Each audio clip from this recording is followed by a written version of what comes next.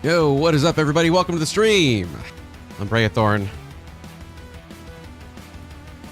You know, it feels like only yesterday we were here live talking about PCs, because we were yesterday. Your eyes do not fool you. I'm back the very next day. But we're yeah. How you guys doing? What's going on? How's it going out there in the world?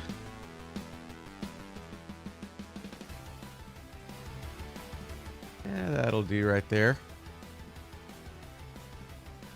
There we go. Good to see you guys. What's going on? Over YouTube land, Steve. Hi, Bray. Hello, 2 years in a row. Here we go. Oh, and fill out the form before you ask. Thank you for giving out that great advice. What's up, Steve? What's up, Robert? Fix it. How you doing?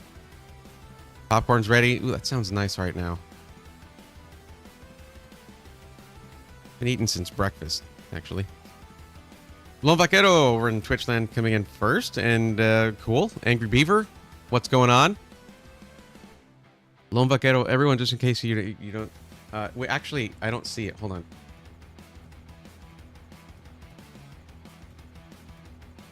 Why am I not seeing chat?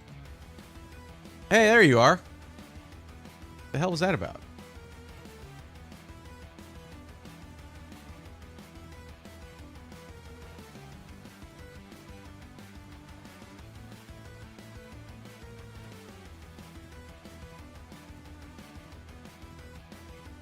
Well, there it is. Okay.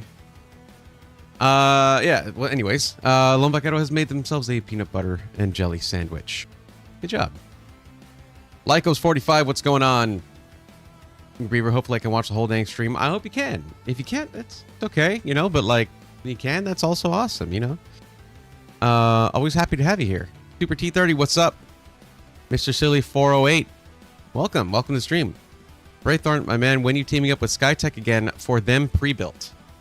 I don't know. I was actually talking about this in yesterday's stream. About how I kind of pushed as hard as I could to get the most performance, and it kind of, you know, like they have a minimum profit margin they need to make in order to keep the lights on and pay their employees and do company things. So I'm not sure how long it's going to be before they're willing to do that again.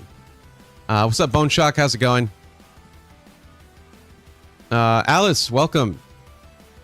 Welcome. Happy to have you. Freshly popped sea salt and butter. The smell alone is worth the price of admission. Wait, do you have to pay admission, like, in your house? That's weird. Well, actually, I guess we all kind of do, don't we? Anyway, yeah, we're here. We're gonna do the thing again. It went pretty well yesterday.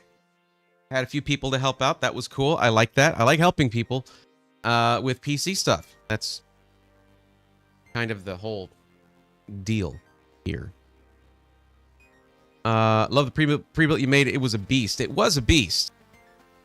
Still to this day, they can launch all kinds of hardware, this and that. When I'm specking out a PC, I spec it out to last as long as possible. In terms of staying relevant to gaming, things like that.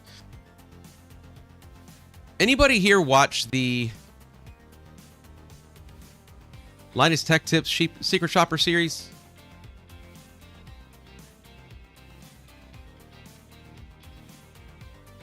I was having a good day till I saw the final episode of that.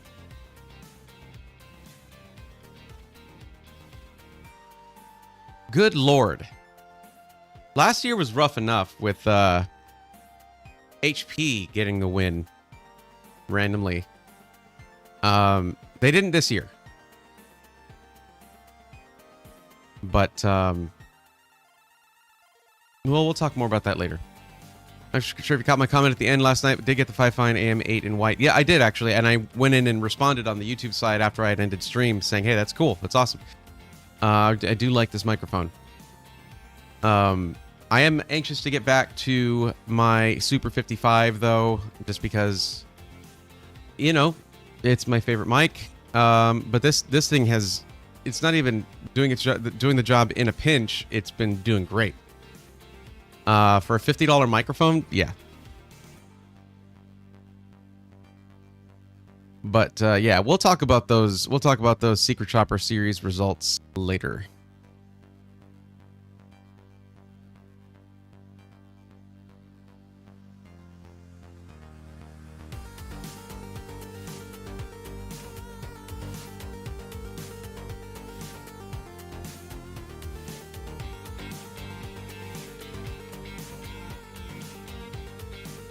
But tell me how you guys are doing. What's going on out there in the IRL?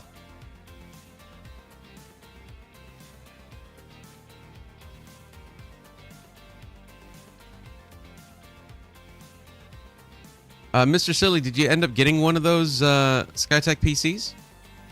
Or is that why you're asking? Because you'd like to. I think they still have a couple of the specs out there. Well, I think they have at least the system that was $12.99. Now it's like $14.99, but still just as good.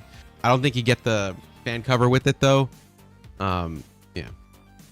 Just finished that Secret Shopper video, man. The destruction. Okay. There's enough people here. We'll talk about it now. I don't know if I want to make a short about this. Kind of do. But here's the thing. There are certain things that were not mentioned that really bother me, like that genuinely bother me.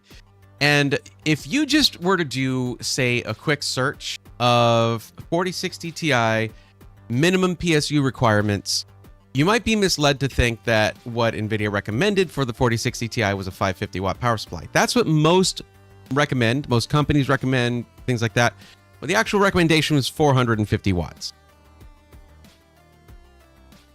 The Dell system that inexplicably, although they did explic it actually in the video, won first place. Dell won first place.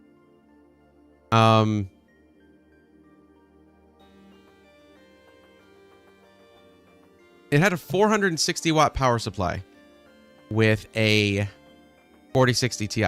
They literally went 10 watts above the minimum recommended power supply. Good job, Dell. Good job, Dell. You did it. Oh, and also it's a proprietary one. Cool. In the motherboard as well. So it's not your standard ATX 24 pin. Nope. Proprietary connections. Cool. So you can't actually upgrade that real easily. Cool. That's super cool. How cool is that? How freaking cool is that, chat? Isn't that super cool? And then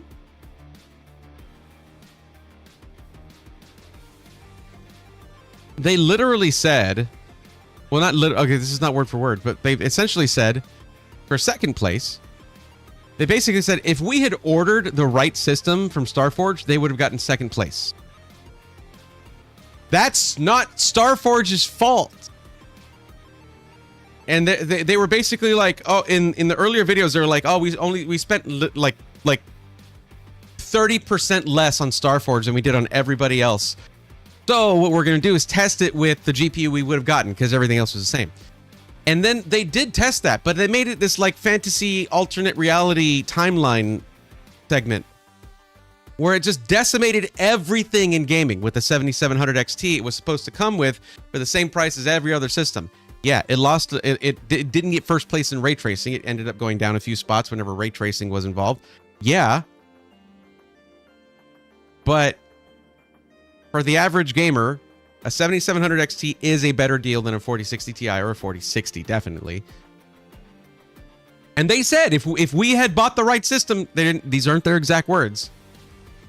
They basically said if in the alternate reality thing or whatever, you know, Starforge would have gotten second place.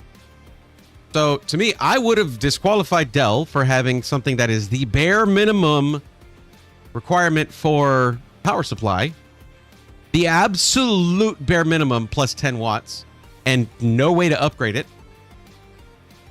I would have disqualified them for that. No. That is unacceptable to me.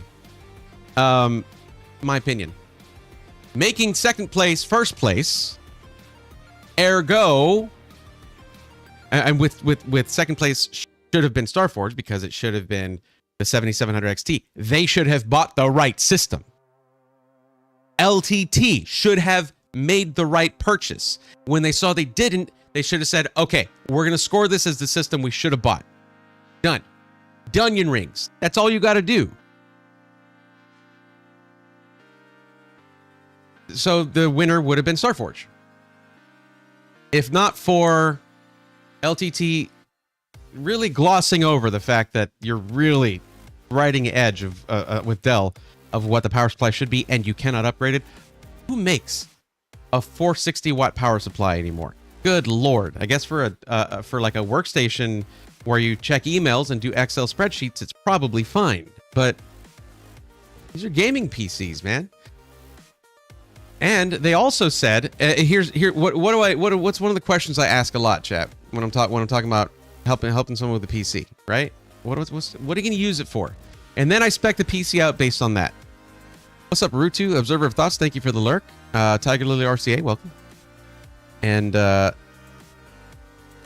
yeah, so I ask, what are you going to use it for? They have a whole segment on productivity for systems that they specifically told all of these companies, oh, it's just for gaming. So because of that, like for just a gaming PC, again, this hit Starforge in a way it shouldn't have, okay? Because Starforge had a 12400F, a great gaming CPU, but in terms of productivity, it lost to like everything else because like Dell had a 14700 in there, non-K. That's a lot more cores. And they had a tiny little cooler on it. God, they must have, I don't know. What's up, Eric Bergman? How's it going? Thought of here when watching the video. What's up, Starkiller7990? How's it going? Yeah. Well, I was cringing into infinity through that whole thing. I was like, guys, why would you make these decisions? They put CyberPower PC in second place. The company that literally was like, why are you calling us?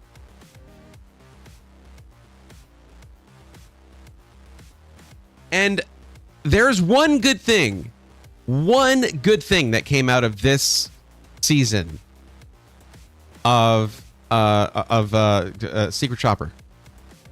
One good thing. For years, for the previous 3 series, LTT has been purchasing directly from system integrators, as you know, everywhere they could. And 2 of those previous 3 series, iBuyPower got first place. Now, somehow HP took the lead, but iBuyPower also did pretty well last season. Well, this time, because I guess they at that budget, they just didn't have anything at the time. The person who helped out the caller, the buyer, at iBuyPower, straight up said, hey, you know what? You should just, you know what? You might want to look at this system that's on Amazon. And boy, oh boy, that was it for iBuyPower. Right there, that guy saying that thing, they lost. Like everything went wrong from there. What have I always recommended to you guys when it comes to third-party resellers?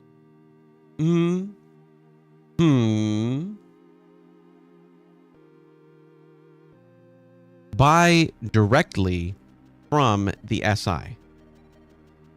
It's not always an option, and in this case it wasn't. This perfectly illustrates why. Should iBuyPower care less about third-party reseller PCs? No, they shouldn't. But that's what tends to happen. Motherboard screws were loose. It was a third-party reseller that was not a certified one, so they bought a system that was supposed to come with a 4060 Ti, came with a 4060. Okay, that's clearly a red flag. Like, they're wrong on the listing. Like, everything went wrong. I'm telling you guys, you buy direct from the SI. You go on Amazon, you see a good piece, a good-looking PC that says Skytech on it. You don't buy that one. Go to skytech.com, skytechgaming.com, and look for a similar PC. You like the products that they're making? Cool. Get it directly from them. And LTT has perfectly illustrated why. Ability to upgrade should definitely be a category. Robert, I did see that as a comment. They should have a thing where it's like a $500 birthday gift segment where the buyer gets a $500 birthday gift, they upgrade their PC. Dell would have just been left in the dust at that point. Yeah. Next year, Alienware. Steve, no, never. I think the lowest end Corsair PSU is a 550 watt CX. Yeah, no, this is a proprietary Dell power supply. Isaiah Rosa, do you know of a pre-built PC with the RTX 4090 and a Ryzen 7 9800X3D? Isaiah, I have good news for you. Yes, they do exist. Yes.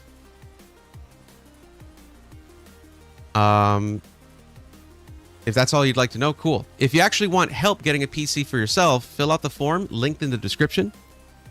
But yes, I do know of pre-built PCs with those specs. Yeah, they are out there. By the time Bray reads that, it'll look confusing. Dinna means don't. Okay.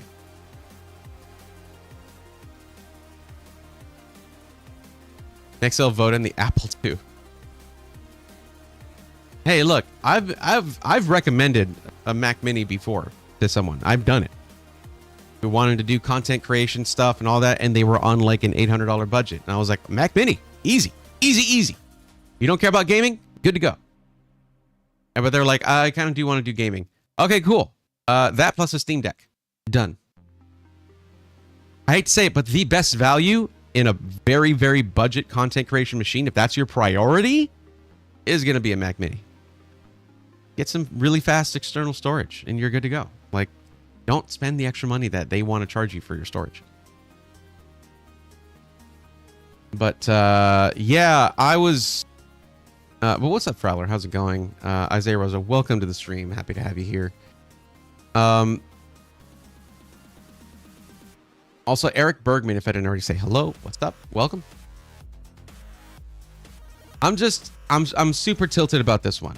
The HP one, like, they actually did all right last year. Like, I get it. I was mad, but I get it. And they use ATX standard motherboard, power supply, all that.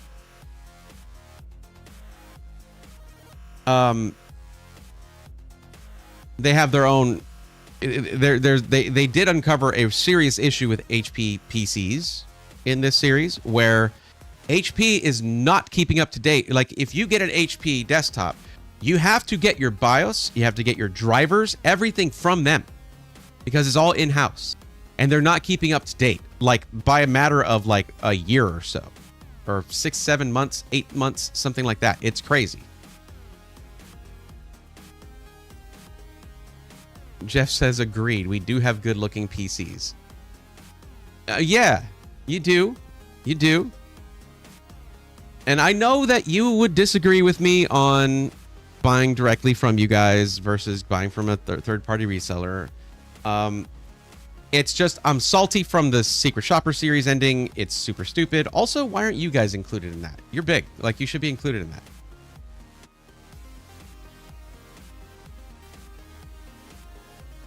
As long as you have a phone line, you need to make sure you have a phone line. That's the LTT likes that. They go old school. They do phone calls.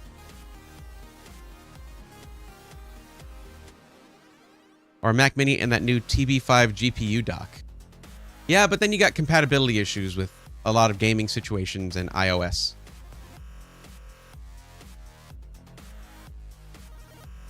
And Windows Dual Boot. Didn't they take that away? I thought they took that out of iOS. I haven't been keeping up with iOS, so I wouldn't know.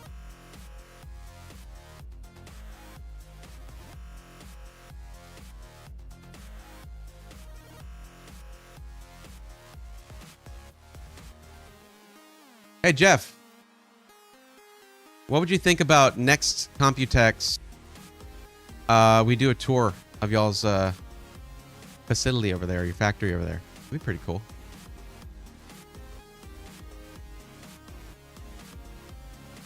In Taiwan, I mean.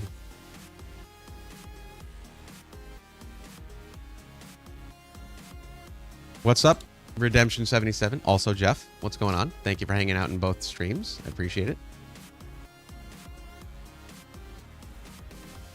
Guys, I want y'all to know. So I got to hang out with Jeff some over in Taiwan, and I want y'all to know that he's missed being here and trolling me. That's what he's missed, is being here and trolling me. That's it. Those who don't know, that is Jeff from SkyTech, by the way.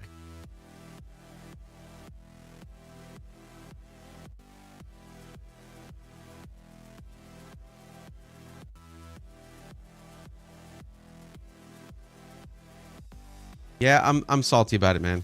I'm freaking Dell winning is no. I ain't about it. I ain't about that. They made very clear that, hey, if you want to be able to upgrade your PC, don't get one. Don't get a Dell. Cool. People are going to read the headline, man. They're going to skip to where they say who won and be like, all right, I guess LTT approves. I'm going to go buy it.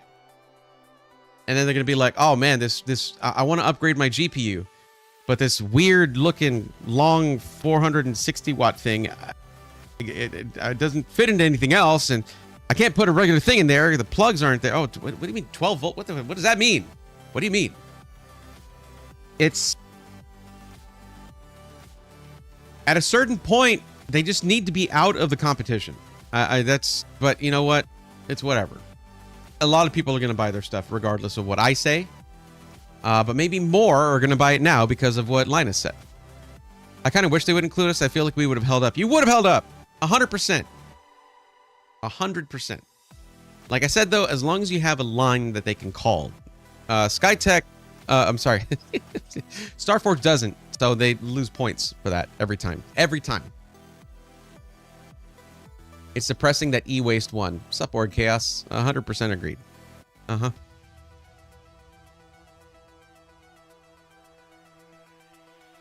And honestly, having a power supply that's only 10 watts above the minimum recommended PSU for a 4060 Ti, that to me is like, that's massive points off. Not just a few. That's a lot of points off.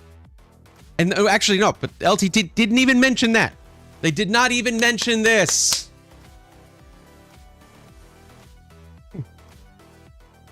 I keep telling them, like, hey, even if it's just consulting stuff, get me in on these.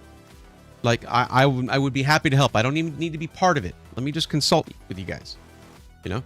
And I don't want anything. I can't help it. I do have preferences and stuff. I know that. I do my best, usually. But I wouldn't let that get into that. I wouldn't let that sort of influence me too much if I'm trying to help them with a very important series.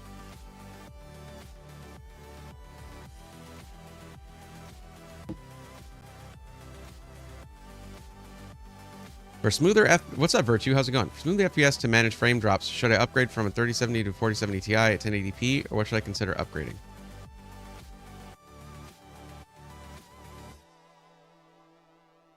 At 1080p, I don't know what your CPU is, but the CPU is a solid part of that performance.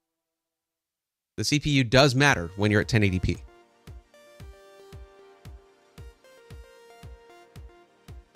Hi, I am back. Eric Bergman, switch from YouTube to Twitch. Welcome back. Feel free to have both tabs open if you're watching on tabs, on a browser. I have to open my thing here.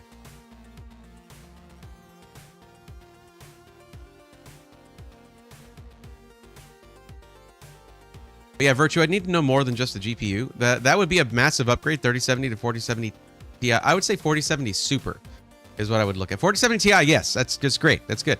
4070 Super might come in a little cheap. If you can find one, might come in a little cheaper and still be a massive upgrade. 4070 Super is sick. It is an absolutely sick GPU. It punches way above its weight class. It was a big upgrade over the 4070. In terms of any of the super cards, it was the biggest upgrade out of all the super cards in terms of percentage performance gained. Ryzen 7 7700.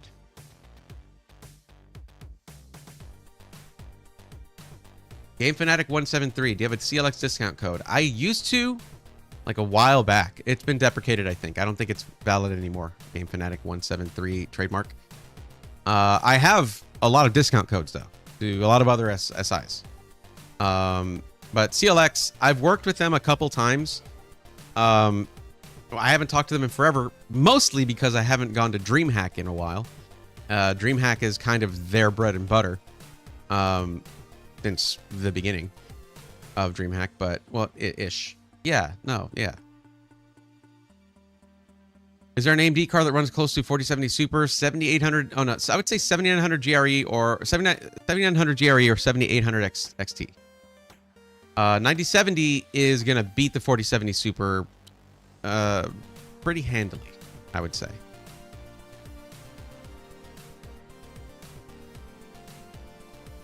It's a bit more powerful as raster, but they also really improved ray tracing as well.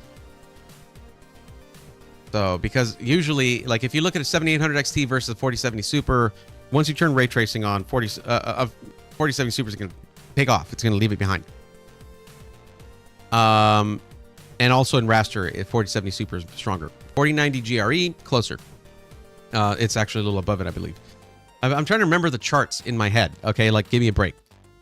9070 though, big improvements on ray tracing versus 7000 series. Big improvements.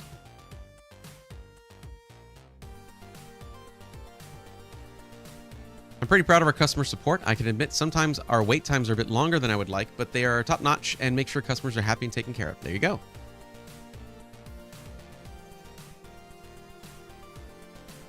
And I get Steven, I get text doesn't hold context sometimes. I mean that in a good way. Yep. Oh, I think we all got that. I called my support line. They immediately answered. I was shocked. Even a follow-up email. That's how it's done, my friends. And the rep was not in some distant country. Nice. Are you talking about VRLA Tech? Or Chaos? We are in sync, as usual.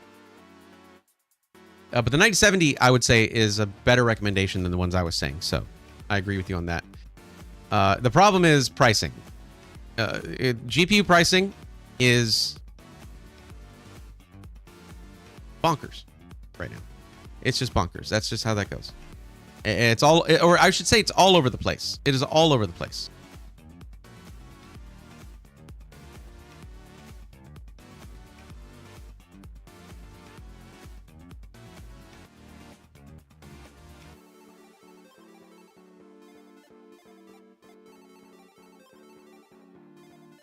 Okay, no form entries just yet.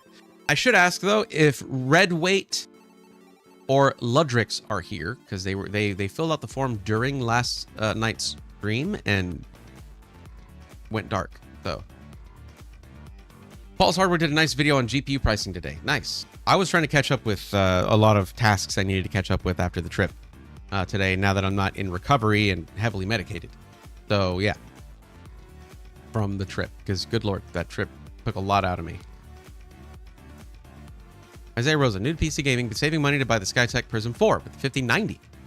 Want to get a great PC so I won't worry for years. Is it worth it in your opinion? Thanks for everything. Isaiah Rosa, as I mentioned earlier, if you're looking for help on a PC, it literally just said that. If you're looking for help finding the right pre-built or need a custom parts list for a DIY PC build, click the first link in the description and fill out the form. I don't know. I mean, it's a good PC. I don't know if it's good for you. That's what the form is for. So I get to know more about you and what you're looking for in a PC. And you're only there for a few days.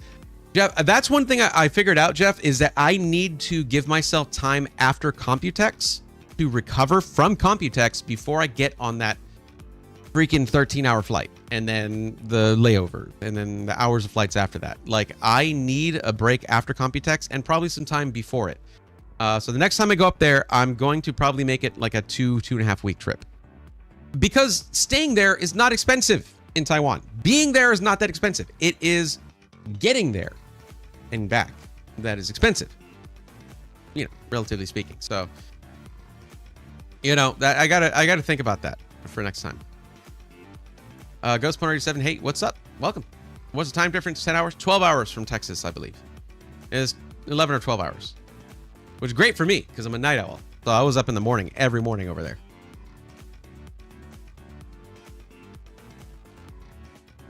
I'll have to check out Paul's video though, Rutu. Look at that. Long flights are terrible. Yeah, especially if you have I've got pretty delicate sinuses. Pretty delicate sinuses. My feet are dead. Absolutely. Same. I had 2 blisters. After day 2, I had 2 blisters on my left foot. 2 of them. Matching set.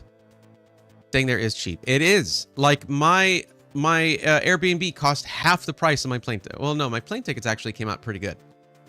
I did pretty good actually on my plane ticket, but normally I got a really nice Airbnb for like, I think the week that I was there, it was like $700 for a really nice, well air conditioned loft style Airbnb. Not getting a room from somebody or whatever, having the whole place to myself. It was an apartment. It was really, the view was amazing. The only thing that sucked, and I really need to consider this next time and ask about it, was the internet. The internet was garbo. Need better shoes and socks. Get some Brooks. Try out the Brooks Glycerin. The best walking shoes I have ever worn. I wear them and I want to walk. Nothing makes me want to walk. You understand? Brooks Glycerin. In fact, I'm going to link you those because I was about to say, because I care about your feet. I just, they're not that way, okay?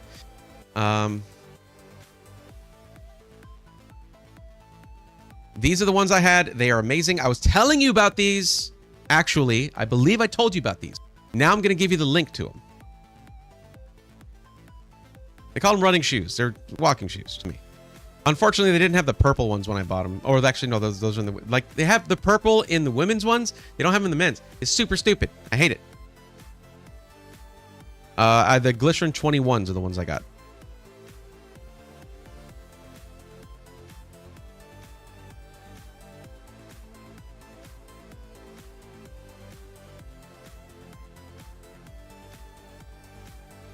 Well, here my problem was that I had the laces more loose than I should have, so they were moving around. Once I had them tight on my feet, it was no problem after that. I was able to walk with blisters for hours and hours. Like, think about that. I got Skechers and no blisters, but your feet hurt. So yeah.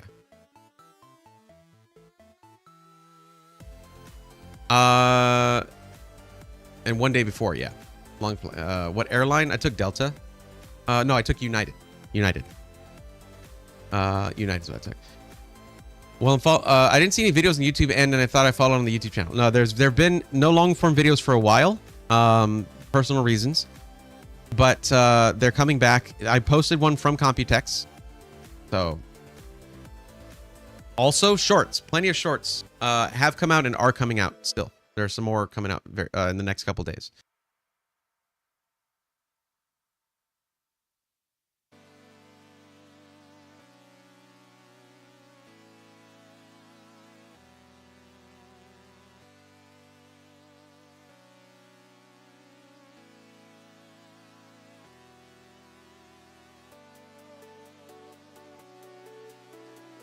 Okay, Super T30.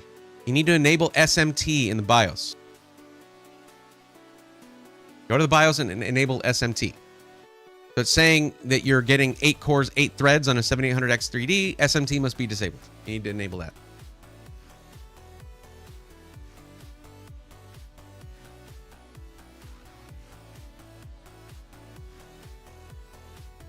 There's some times where you can get like a tiny, like maybe a little bit more average FPS with SMT off. Okay, then turn it to auto, I guess. I just reset the CMOS if other stuff got messed up and apply XMP Expo again. I mean, that you can do that, but yeah, at least set it to auto. Once it's on auto, see if it reads 16 threads.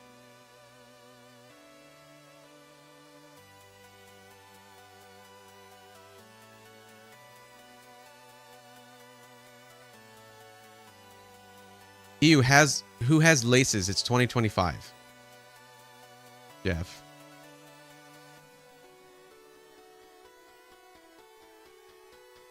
If you're talking about a minute of inconvenience for a whole day of comfort, yeah, it's worth it to me.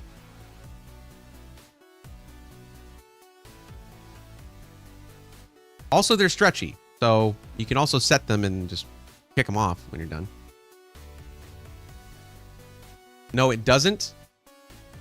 Okay, then do like Orchaos says. Do a reset CMOS and enable your memory overclocking again. Your Expo again.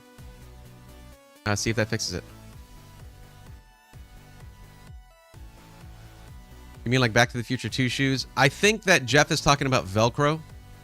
You know, like kids wear. That's what Jeff's talking about. You know, like the toddler shoes? Velcro. So. Okay. Braithwaite just submitted the form. Looking forward to hearing your input. Okay. Cool. So we have Isaiah Rosa first. Let's go ahead and take a look here. We have Isaiah Rosa first, and then Game Fanatic. Okay. I mean, we can just jump right into this.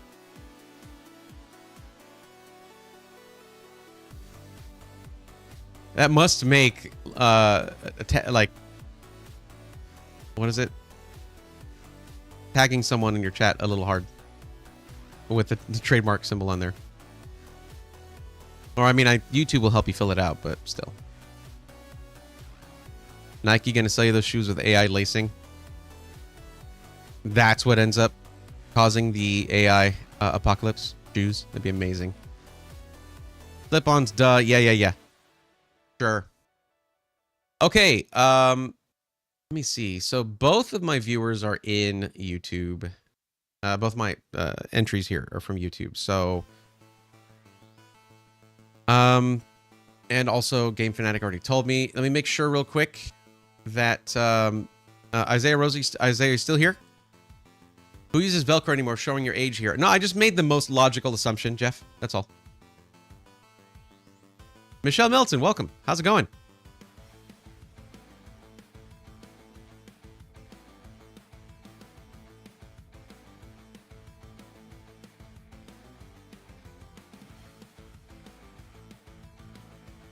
Isaiah, just checking that you're still here so we can proceed with yours.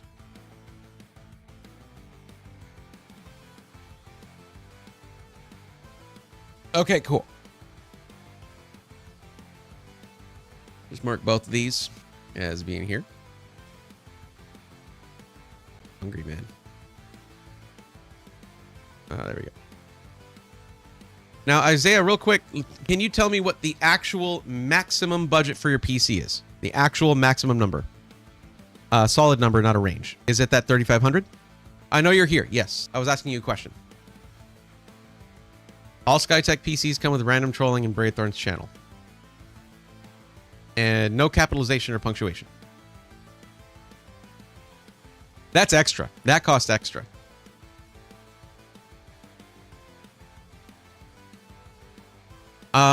Game Fanatic, had you added that, I probably would have tried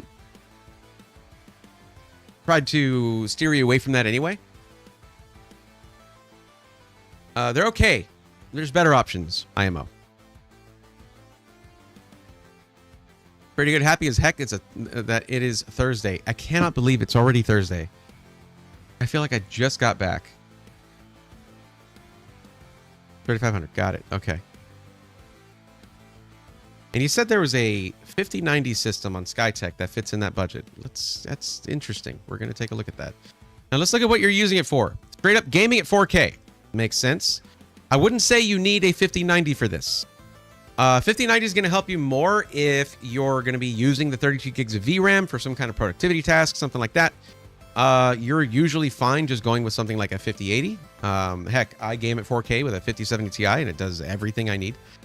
But let's take a look here.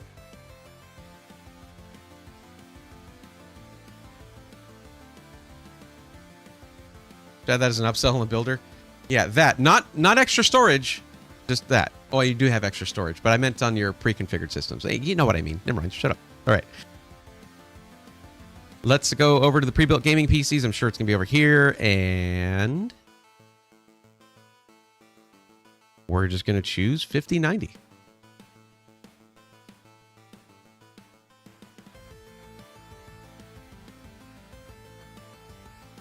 Wait, so you said you were looking. Let me go back to what you said.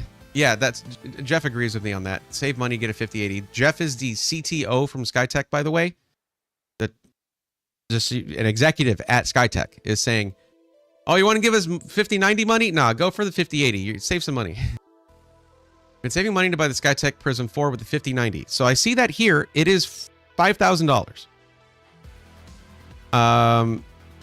Now, if we add in an option of the 5080, or if we go instead of the option of 5080, remember, keep that in mind.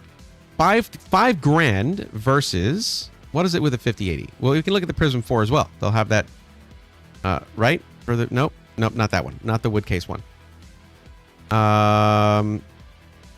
Yeah, it literally takes like $2,000 off the price. Almost $2,000 less.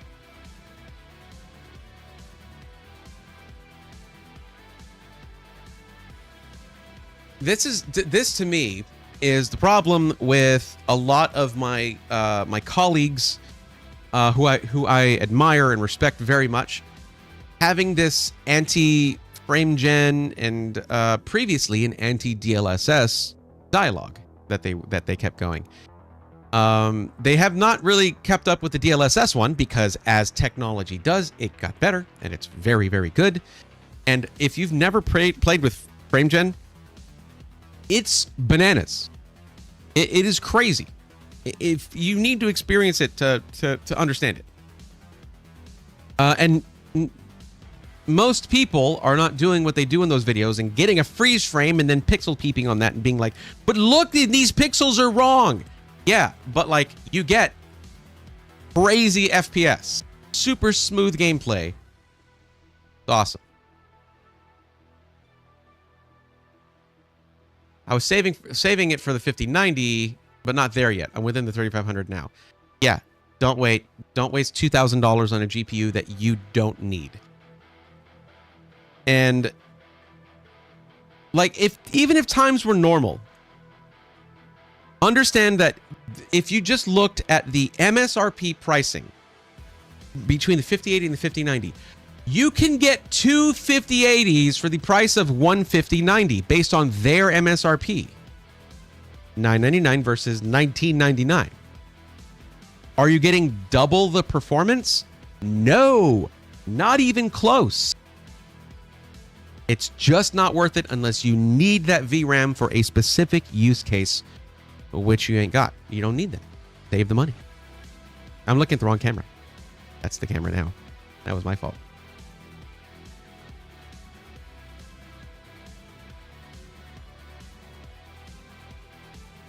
What if you're new here, okay, so let me put it this way. If you've been here for a while, you have heard over the years all the times I've had to tell people things like, you don't need a 3090. Moving into, you don't need a 4090. Moving now into, you don't need a 5090. And thankfully, NVIDIA, in their vast wisdom, has made that job much easier with 50 series. By not only setting a ridiculous MSRP of $2,000, but also basically letting their AIB partners, your Gigabyte, your MSI, your Asus, all of them, run buck wild with their pricing. It's ridiculous. So let's get you a system that's going to do what you actually want. 4K gaming, out the door, out of the box, no problem. You don't need a Titan, just call them Titan. Thank you, or Chaos. I agree 100%. What's up, Alucard? How's it going?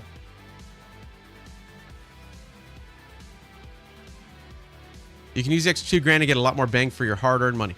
I mean, imagine the insane monitor that could actually keep up with the 5080 that you'll be able to get. OLED, like 240 hertz or higher, because there's higher than that now. 32-inch OLED. Get the 48-inch OLED monitor. I don't know your life. Do that. You have way cooler things you could do with that $2,000 than wasting it on like 20% more performance. You already agreed, so I don't know why I'm saying that, but I'm just belaboring the point, I guess. Don't worry, NVIDIA marketing will come up with a $60, $70, $600 performance of a 5090. Just chilling a moment, prepping another PC to ship out from another sale. Hell yeah, man. You're doing good with that. Maybe I don't have to start reviewing you now.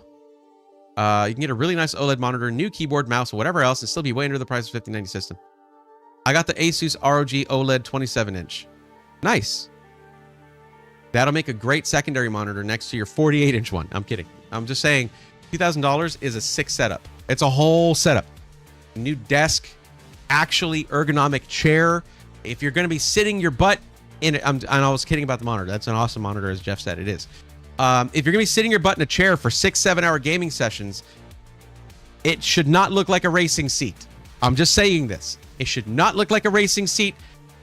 It's crazy because racing seats, real ones in race cars, are not comfortable. They're designed to keep you in place and not have you flinging from side to side with the various G forces of hitting those apexes. Okay. And I don't know why that's the style that really took off. Like, you're not wearing a four-point harness. You don't need the holes for that. I know this looks almost, this is not in any way like a racing chair style gaming chair. It isn't. Yeah, but I usually go for ergonomic mesh chairs. I would say, what was it? The Flex Pro, was it Flex Pro? I need to look.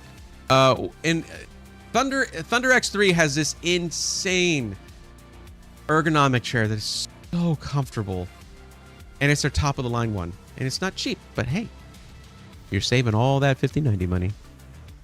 Secret Labs is okay. Secret Labs is all right.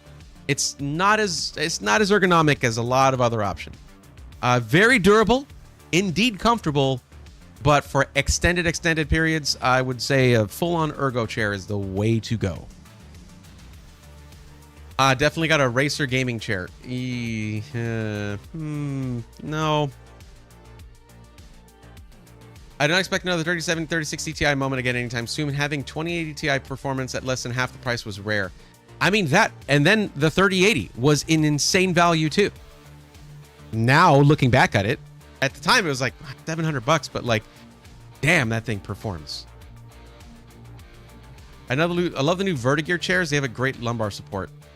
I think Jeff's trolling. Not a big fan. Okay, so we're looking at this. So basically, you can get just about any of the options here with a 5080, including up to the most expensive one, which is the King 95 with a 9950X 3D. You don't need that either. That is 8 wasted cores if you're just gaming. So you don't need to get the $3,500 one. You're looking at something around $3,000. As a matter of fact, you could even get something like this $2,500 one with the 7700X. But I mean, if you're gonna go, if your budget's $3,500, you might as well get the 9800X 3D. Now, basically, it comes down to which style do you like the most. Also, you're gonna get a discount on this because of my code. So, whatever price you see there is not final anyway. No, I have 2 of them. They're actually great. Well, that's good. Yeah, the race car chair thing kills me. Look, I'm gonna say this, Isaiah. I fell for that too. When I finally spent a little bit extra on a chair, I got a racing style one because I was like, well, I'm a streamer. All of them have those kind of chairs. It must be a reason. And I bought it and I was like, I don't know. I still don't know what the reason is. I have to buy a butt cushion, arm cushions, a back cushion. What the hell? To add like all memory foam stuff all over. I was like, this is so uncomfortable. I'm convincing myself this is comfortable because I spent money on it. Sunk cost fallacy. Herman Miller for price of Secret Labs. I mean, you can also buy used, what are they? Steel case chairs. Steel case gesture, steel case lift. Very nice. Currently using AMD integrated graphics and planning to buy RX 580. What do you think? Teji 2403. I don't know what your actual budget is for buying a card, but I'd probably recommend something a little bit more up to date than a RX 580. If your system's currently working, save up to get something that's going to last you a while. RX 580 is already outdated. And if you're not careful, you won't end up with the nicer 8 gig one. Cool. Which one is the best motherboard out of those? I'm a noob. Okay. Okay. Interesting question. May I ask what you're looking for in a better motherboard? I'm very interested in this. What's up, Chris? How's it going? Welcome.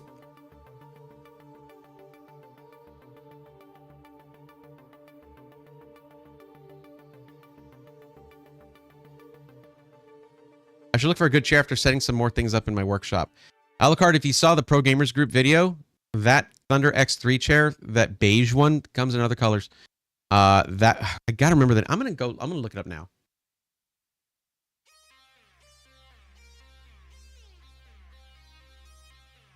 I can at least add one view to this very minimally viewed video.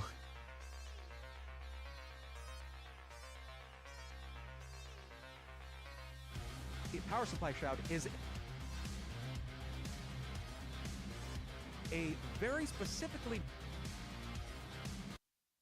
designed scoop that helps direct airflow directly into the cooling solution of your graphics card. And they tested this. Okay, now there's a ventilated panel with fans underneath it here. But at the very least, it can help your... That's really cool, by the way. For Thunder X3 on their desks, on their more basic one, there's one side where it has it. It has a ventilated panel with fans under it that gives you better airflow to the bottom of your PC. If it doesn't have like tall feet or something like that, really cool. That's a great idea. Power supply capable that a chair can... This is it right here. Let me get the name of it, though. Cool if you don't have bottom fans. And finally, for Thunder X3, we have their top of the line products. Okay, we have the Flex Pro. I was right. Mesh ergonomic chair. If there's a kind of adjustment that a chair can make, this one has it, including retractable footrests, different kinds of adjustability for the headrest, for the main backrest, for the lumbar. It goes forward, back, up and down, side to side. It's insane. And that means when you lean back in your chair, it's not just one flat panel going back. This almost articulates individually to give you the best support for your whole torso as you're leaning back. And add in the footrest to that, you have a comfortable chair. If you sit in a chair for a living, you gotta try this thing out. Or, I mean, I guess you can't just try it out. You should probably get it. Behind this, we have the Lab X. We saw the light version. This is the bigger desk that has sit-stand functionality, has both sides ventilated, so you can have dual PC setup if you want. But anyways, yeah. Yeah, that chair is so bloody comfortable. It is so comfortable. I don't know the price. Let me look that up. Thunder X3 Flex Pro. There's no space in Thunder X3. I should know this. Looks like it. Yep, it's about right for a chair of that level, and it is about $499. Yeah.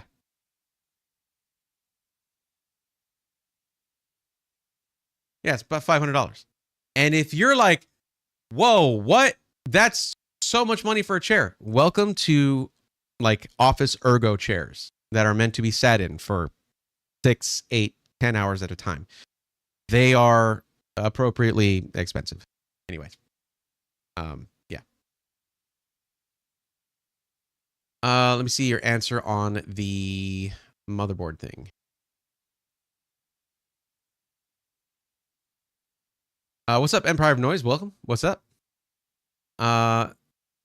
Yeah, so if you're just gaming, you don't need an elaborate motherboard. It is nice to have good power delivery and good VRM cooling, all that stuff.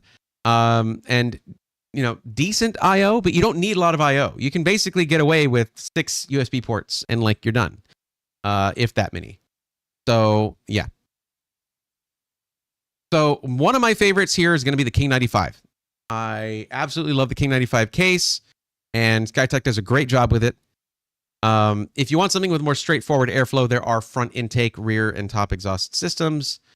And then you have, let's see, the Chronos 3 here, which I don't know if these actually have MATX motherboards.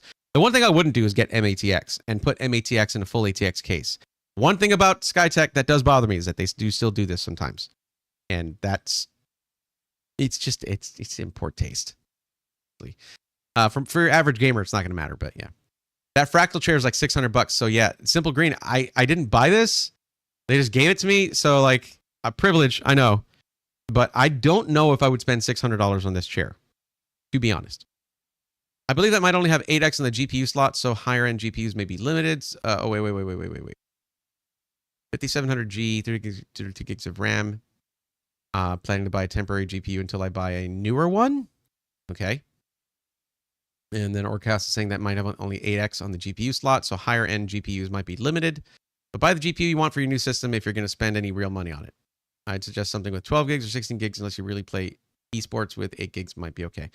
But again, we would need to know what your budget is for the new GPU to make any kind of recommendation, Teji. If you're ever going to ask for help on buying something, the person needs to know what budget you're working with. That's information number one that you give. And they shouldn't have to ask multiple times. Please tell us what your budget is. I've already asked for this. Anyway. I'm going to have to get a raising desk due to OnStar of arthritis. Oh, I'm sorry to hear that, Chris. Yeah, it is helpful. Yeah. Every one of these desks in this, they are all sit-stand desks. It was, now 2 of them were from a review. But the one I'm using right now, I paid all money dollars for it. So yeah, better chair in order. Absolutely. Okay, Isaiah. So just let me know which of these you're interested in. I will, let me look at some of the specs. I would probably, what's the difference between these two? Same CPU, same GPU, same case. Let me look at these real quick. See if there's any kind of appreciable difference between them. Let's see. So this one that is coming in at $3129. B6. What did I pause the music? I paused the music. Okay. So B650, 64 gigs DDR5. Yo, that's 4 terabytes storage. Yo. 9800X3D, 360 millimeter AIO. 850 watt power supply. I knew there was going to be a caveat here. I knew there was going to be something where it's like, yeah, but like we cut one corner. It could have for 5080 and a 9800X3D that is overclockable. I would have gone 1000 watts easily. Let's look at the difference here. This one is a little cheaper. It has 2 terabytes of storage, 32 gigs of RAM. That's a big difference for going from $3,100 to $3,130. This one is a deal and a half. Like, no contest. So just though the $30 difference gets you double the storage and double the RAM capacity. Holy crap. And they both have 850 watt power supply. So, okay. If you like this aesthetic, this is the one to go with.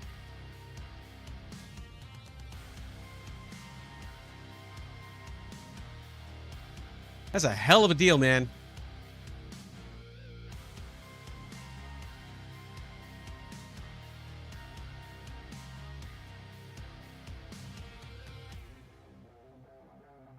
Okay, here we go.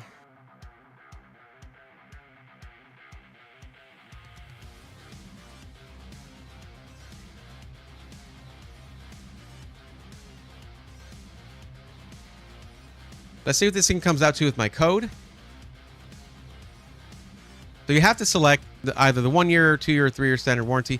The fun fact is, by not going with a 5090, you can easily, within budget, get a 3-year refundable protection program warranty on this, and it'll still be, after my discount, under budget.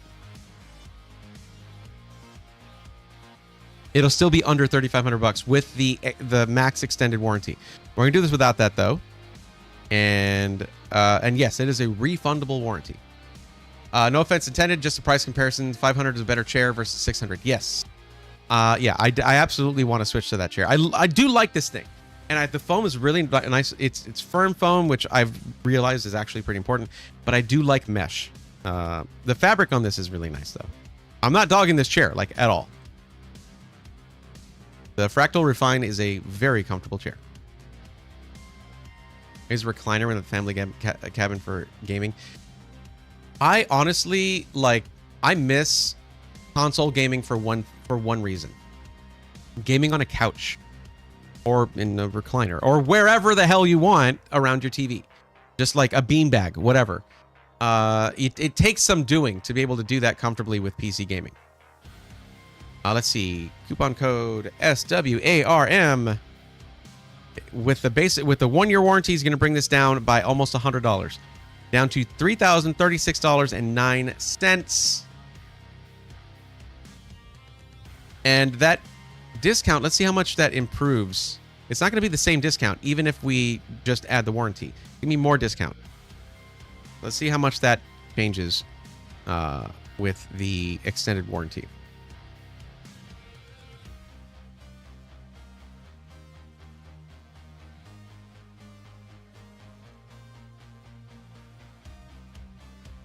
My PC chair's hurting my back so much I can max it there an hour. Yeah, you gotta get something that's not a racing chair, not a regular chair. You gotta have some kind of ergonomics.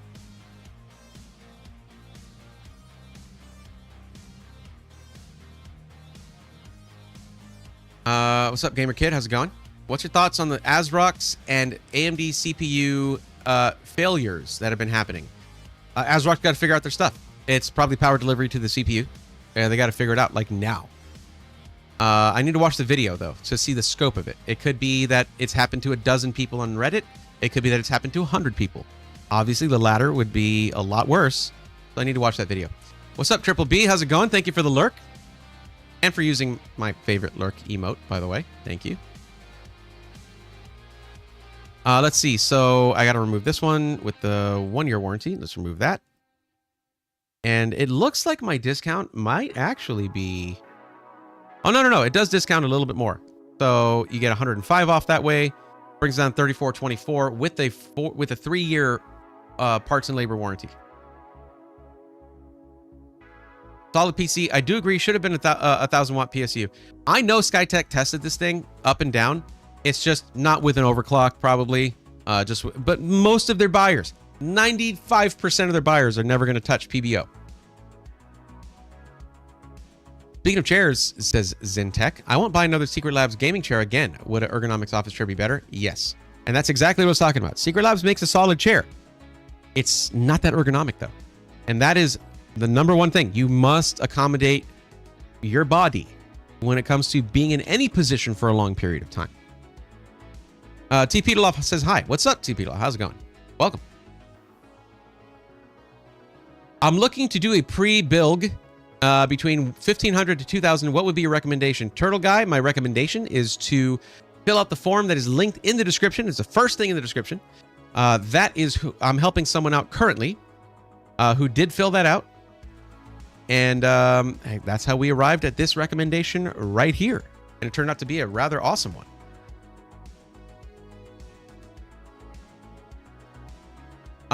Just to check, Isaiah, were you here for all that extra explanation that I just did? Or did you take off after saying, I appreciate you guys?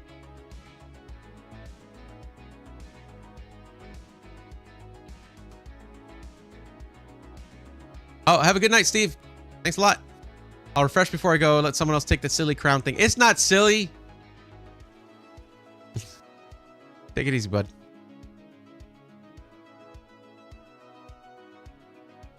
What about Herman Miller? Any good? You can get more elaborate ergonomics for the price, for sure.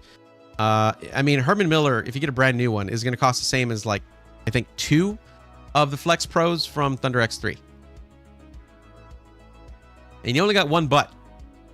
So, onward. I am feeling better today. I am. I really am. Yeah, really getting there. Isaiah, you got it. Don't forget, code SWARM gets you over like around $100 off. Don't forget to use that. It supports what I do, and it's money saved. So I think we saved you a lot of money today. That's awesome. Raythorn, to clarify, I plan to get a 1440p monitor to start with, but an eventual 4K upgrade. So the goal is 4K. The answer should be 4K.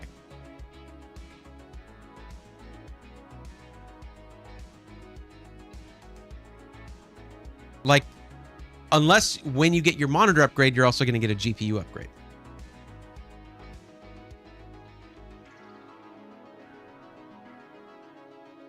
Oh, and for yours, we're going with... it's funny because I was about to be like... hey, I already found a system that has a 5080 in it and 9800X3D, but you're doing gaming, streaming, content creation, video editing. So 9800X3D is not really going to be the right answer there. We'll elaborate on yours here in just a second. But yeah, for all of you guys, for any of you out there who are looking for help, the proper way to do it is right here. It's in the description of the YouTube stream, the first link there. And if you're watching on Twitch, it has been linked multiple times. Anyone here in chat who has gotten this help can tell you it takes a little time to fill out the form, a little bit of time, but it's going to be worth it. Pretty good. So my friend, the list you helped me with, we're going to Micro Center this weekend and building it. Hell yeah. That sounds awesome. Can I say Peter? Can I just say Peter instead of the whole name? Does that work, or is that not a? I don't know what that. I don't want to say TP. That was like my first instinct, and not a good one. Not a good instinct. I plan to get a GPU that supports 4K. Yeah, I mean, with the budget of 2,500 to 3,000, and you're going to Micro Center, that's not a problem.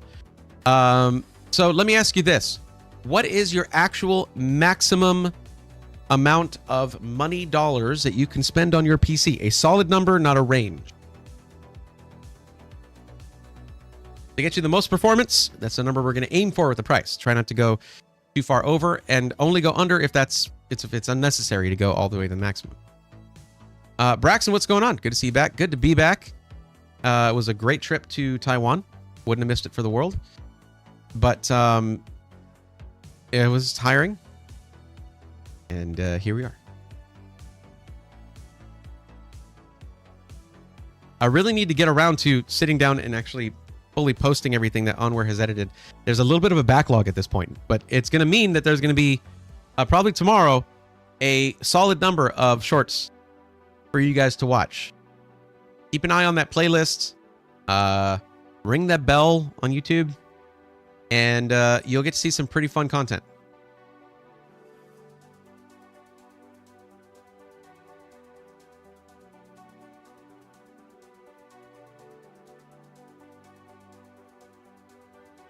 Took a little break to avoid burnout, but we'll have a lot more soon. Yeah, no, you're good. There's plenty for me to post right now. I was thinking for the one where I was missing audio on half of the A roll, I could do voiceover for that, if need be. 3,000, plan to use it for work from home, gaming, possibly starting a Twitch YouTube channel as a side hustle. All right, cool. So in that case, we're not going to deprioritize video editing just because you're not currently doing it. We're going to try to give you the best capability of doing that as possible. Keep that for last. That's a good idea. Dad Lepland, what's up? Thank you very much. I did, it's Mother's car polish is the secret, actually.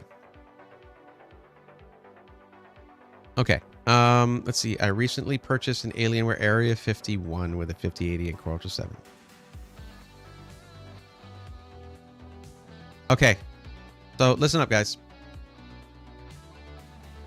I haven't been really, I haven't been roasting anybody because if you look at the form, it clearly states in bold that if you ignore any of the instructions and any of the questions, you agree to be roasted on stream. Good-natured roast, don't worry. I haven't been doing that. I haven't really been doing that. I started to feel bad about it after a while, and I was like, no, we're welcoming to all, you know? However, there is, on this form, there used to be a couple of places where you could put, it's just a text entry of whatever you needed to type for different reasons. I had to remove those because people see that I can put text here and then they just do whatever they want. So I put instructions on the one where I needed to leave it open. Are you interested in getting your PC from a specific company? If so, please list below. And then I put in bold, italics, and underlined, using the text field to enter anything other than a company name invalidates your form submission. Now, I know that you guys get excited sometimes when it's like I can type anything. Like anything. Like my life story? Well, it all started when I was born at age 6 without a face. You know, don't do that. But that's apparently what we've got here.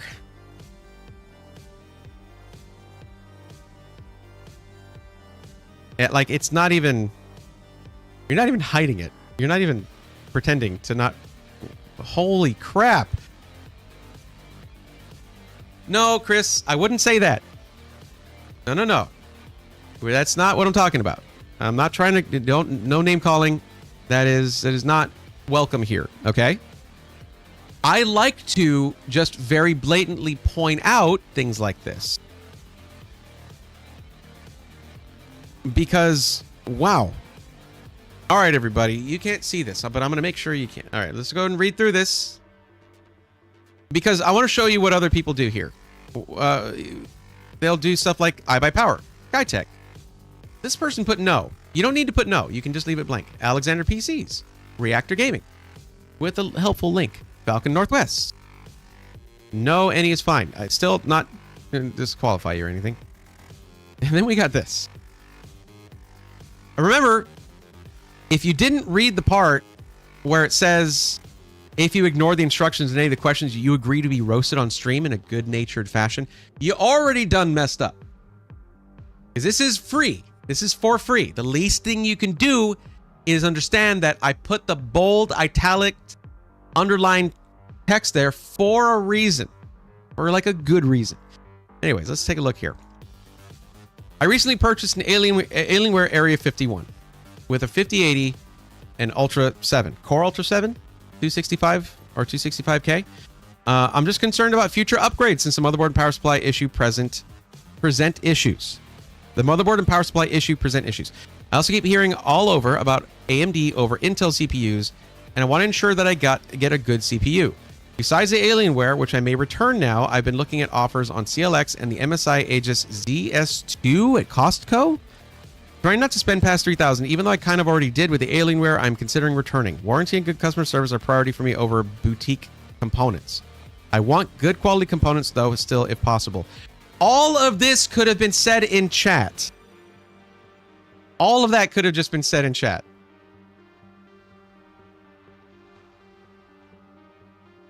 Like you did there. I plan to use it for work from home, school work, and my job, gaming, and possibly starting a Twitch, YouTube channel as a side hustle. So now we know everything, I guess. So you live next to a micro center. I would not, under any circumstances, see that there's a micro center there and then choose to buy a PC from Costco anyway.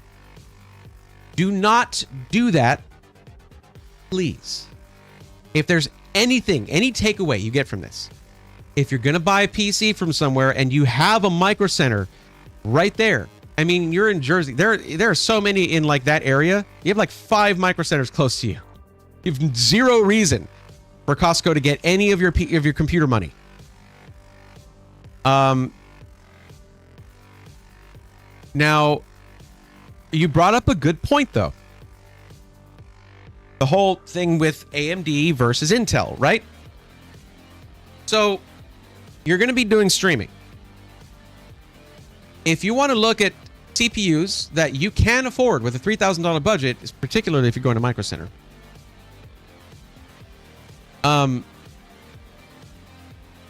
you're going to be looking at like either a 9950X3D from AMD, or you're going to be looking at a Core Ultra 9 285K, or even a 265K. They're very close to each other in performance. And there's a solid price difference. Now, I have a major problem with the 9950X3D. First off, you don't need that X3D part. You're looking to game at 4K. That's my phone going off. You're looking to game at 4K. The CPU has almost nothing to do with that. It has very little bearing on your frame rates of 4K. As for 1440p, the CPU can do a little bit more, but still, it's almost like a solid wall. When you're testing all these different CPUs in gaming, once you hit 1440p, the differences shrink to very little. So 3D V-Cache, it's cool. It's really cool. It's a cool technology. It's pretty much mostly viable in 1080p competitive gaming. That's where it matters. Aside from that, even though you'll see me, if someone has a high budget, if they're just gaming, I'll recommend a 9800X3D 100% of the time.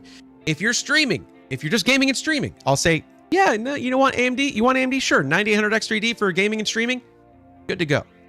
Once you put video editing in there, that goes out the window. The 9950X 3D, yes, can do great at video editing. However, when you go to stream with that CPU, if you're like, I'm going to use the extra cores for streaming too, I'm going to have this really cool stream, complex, can have all these things going on, overlays and graphics and all this other stuff going on. Cool. But once you turn a game on, you lose half of those cores. They shut off. And you have a 9800X 3D because of core parking. You turn a game on, you start playing a game, half of those cores shut off. Now, at 4K and 1440p, like there's all this stuff about, you got a Core Ultra CPU, right? Core Ultra 200S CPUs got this incredibly bad rap when they first launched because there was just chart after chart after chart of 1080p gaming benchmarks. And I was clearly not tearing my hair out, but that's why I shave my head, to preserve my hair from moments like this. Dodger Doc, thank you for the Prime sub. Let's go, nerds. Now, again, 9950X 3D, rad CPU, but it has that one major weakness. Now, if you get into Premiere Pro for your editing, it's not the best CPU for editing. That's going to be the 285K. Intel Core Ultra 9 285K wins at video editing. That's it. That's the end of the story. It wins at video editing. Plus, Core Ultra CPUs have gotten a boost recently from a new BIOS update that allows for better gaming performance. But again, the CPU at 1440p and 4K does not matter that much, like at all. Where you can see something like a 4-year-old CPU keeping up with the latest and greatest that costs 4 times as much. So if you're looking for 4K performance, the CPU doesn't matter. It's all GPU at that point. If you're looking for 1080p gaming performance, very competitive, esports stuff, you get yourself an X3D chip and you're good to go. 1440p in the middle of that is more leaning towards the 4K side of things. Once you get past 1080p, the CPU really doesn't have much bearing on gaming performance, but it can make a big difference in other stuff. I personally am switching my streaming setup as soon as I can to Core Ultra 200S. And my streaming and gaming, streaming and video editing PC is going to be switching to that. Just because I do it for a living. I am a full-time YouTuber, so I need that. Anyway, that's my talk on that. Did you leave when I started the roast for putting the life story in the thing? You didn't need to leave or anything. I hope you didn't. Like literally, that's what I used to always do. Onware is correct. As also for video editing, Intel has quick sync, and indeed it does. Dodger, I ain't pulling these eyebrows out. Okay, I'm way too expressive with them. I need them to communicate. Well, I'll go to Micro Center. They're on par and better than a pre-built. They're on par and better than a pre-built. Gamer Kid? I don't agree 100%. I'm gonna be honest with you. Their build fee is insane. And their warranty, if you don't buy an extended warranty, their warranty is garbage if you don't spend a couple extra $100 on a warranty. So let's not just make claims like that. Now, the benefit of getting the warranty there is absolutely solid, because if you have to you're not going to have to ship your PC anywhere if you have to get it fixed. You just drive it to Micro Center, but you do have to spend the extra money on the warranty. Whereas you'll get, with some SIs, years of warranty in just as part of the deal. Hell, Alexander PC's lifetime warranty. So yeah, it's not clear cut like that. He said Intel Core Ultra got updated, got a boost performance for gaming. Yes. There, thank you for clarifying the CPU discrepancy. I'm more at ease now. Not a huge competitive multiplayer gamer. Mainly play fighters for fun and mostly action adventure teams. Okay. So what we'll do here, let's go to Micro Center in Jersey and let's build you a system. Alienware, get that thing out of here. Upgradability is 0 with that thing. I hate that. Alienware is just terrible with that. and you want future upgradability for your PC, yes, you said yes. No, don't go Alienware. So you said you could return that. It can be a pain in the butt, but I would say return it, and we're going to build you a PC from Micro Center. Like, choose every component, all that stuff. This currently had a Core Ultra. I guess I'm going to be referring to this. Core Ultra 7. Oh, so that is an Ultra 7. That's a 265. Core Ultra 7 265 non-K is what you got. It might even be a 265F with like no integrated graphics, meaning no quick sync. That's not good. Quick sync is very good for video editing. Well, thanks for the roast. No problem. What's up, Skeeter Gaming? How's it going? May, welcome. Isn't those highest score Furmark benchmarks also Intel Core Ultra with 5090? I don't know, actually. You've seen a benchmark I haven't, I guess.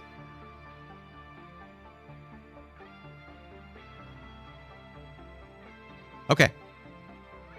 So we can match this build easily.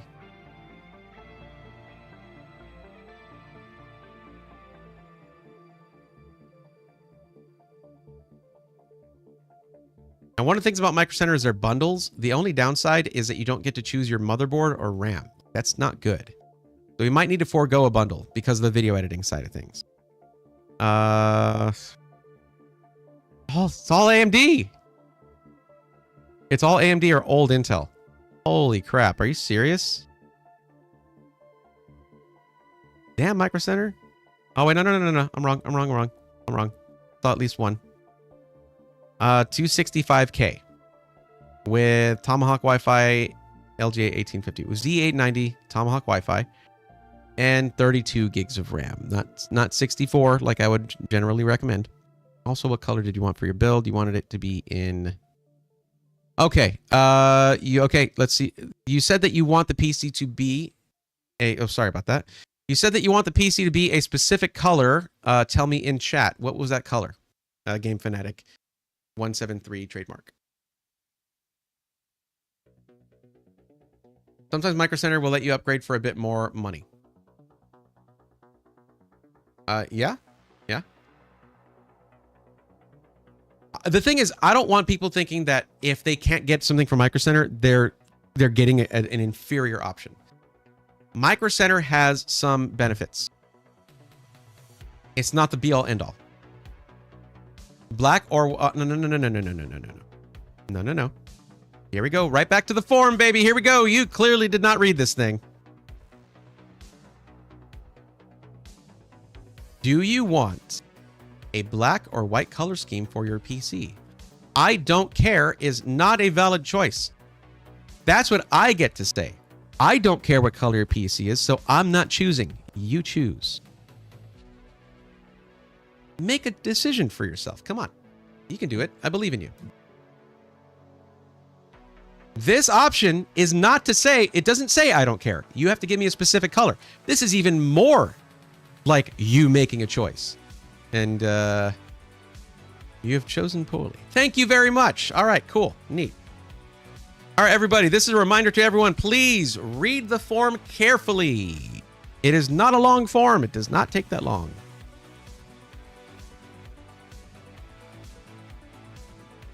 Okay, well, someone else did not read the form as well. They just got cycled out. Cash, welcome to the stream. If you're looking at getting your PC more than a month from now, you should wait to fill out the form. That's what it tells you in the form. But you also have the option to submit it and end up in here with no information. Yeah.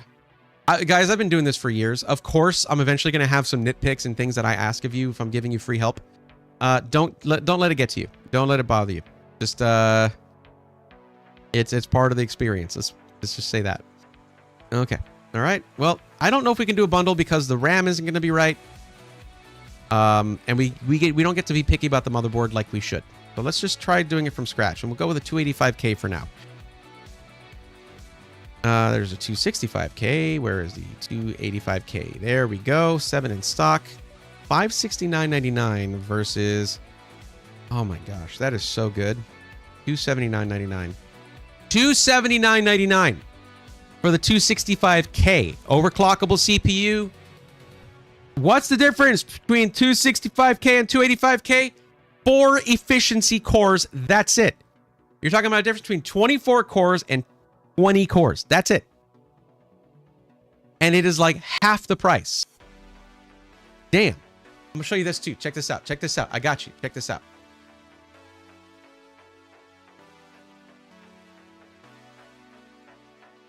Oh, I'm going to check this real quick. Let me do it this way. Let's do it this way. Yeah.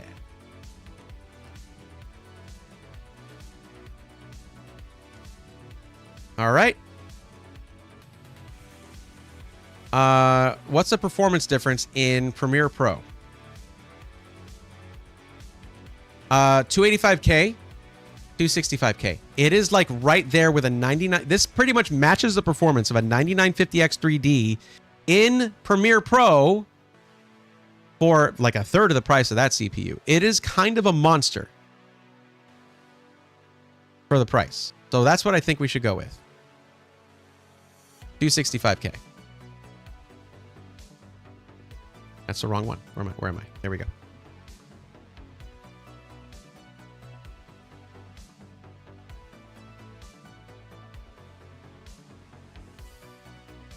Meridan, all hail nonconformity and anarchy. Yeah, okay. That's thanks. I want a pink free ring case. Starforge is your place. 280 is so good for that. 265K is so nice for the price. Just wish stability issues are not a thing. They're mostly fixed. Like, I haven't heard anything about stability issues at this point.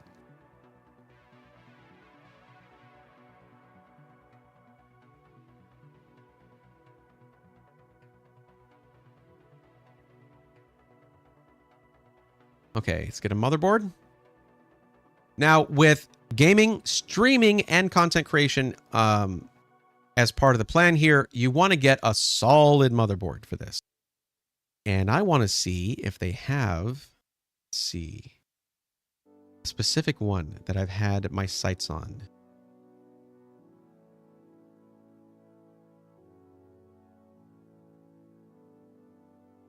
No, they don't. They do not have it.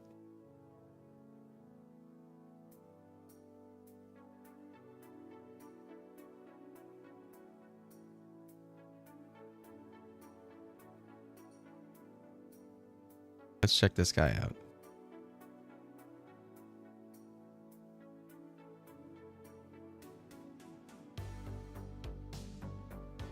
This is one thing that bothers me about Gigabyte's motherboards for the current gen is that they prioritize this VRM fan over having I/O.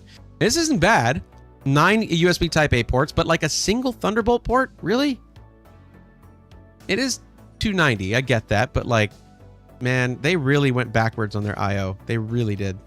It used to be like excessive amounts of I/O ports for the price. Let's check out the Aorus Master. Again, you want a really good motherboard for a system where you're doing those specific things, especially I/O for streaming, because you're going to end up, adding. Okay, I got my external capture card or whatever. I got my my face cam. I got my audio interface or my microphone. I got my headset.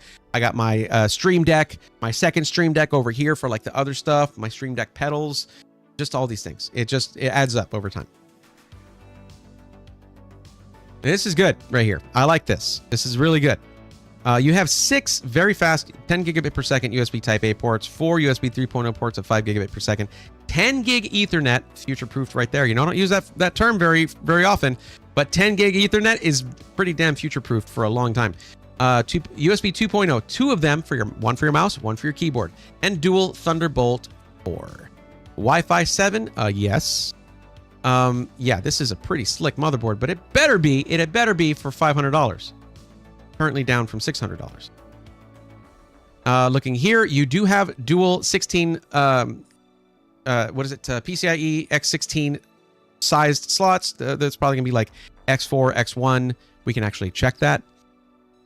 There's gonna be a lot of M.2 in here. So lots of room for storage. Let's go ahead and check those specs.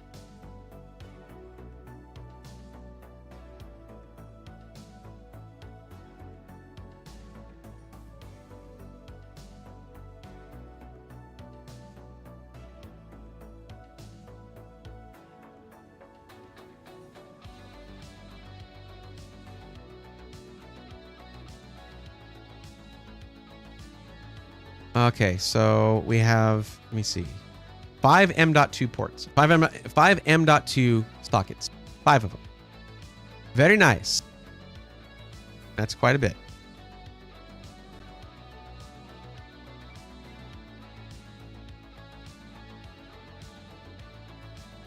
And then you have PCIe 4.0 X16. That's going to be the bottom one. They're all X16? Oh, one's PCIe 3.0 X16. Great for a capture card. Even the highest end capture cards only require PCIe 2.0 X4. So, yeah. And it's good that they're not all PCIe 5.0 because then you're going to look at bifurcation on the first two. All right, Jeff. Have a good one, bud. Realtek 10 gig Ethernet is supposedly going to be cheaper and standard soon. Nice. This is Marvell.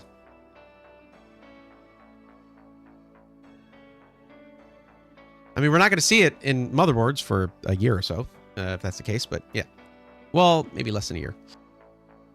No, actually like 6 months maybe. If they're putting them in now, if it becomes a standard, like right after finalized designs are done for the next gen of motherboards, then it's going to be a year and a half before we start seeing them on everything. That is some nice IO, Joel and True. You're very right. Got it to bed. All right. Oh, cool. Well, good luck with that, Skeeter, and have a good one.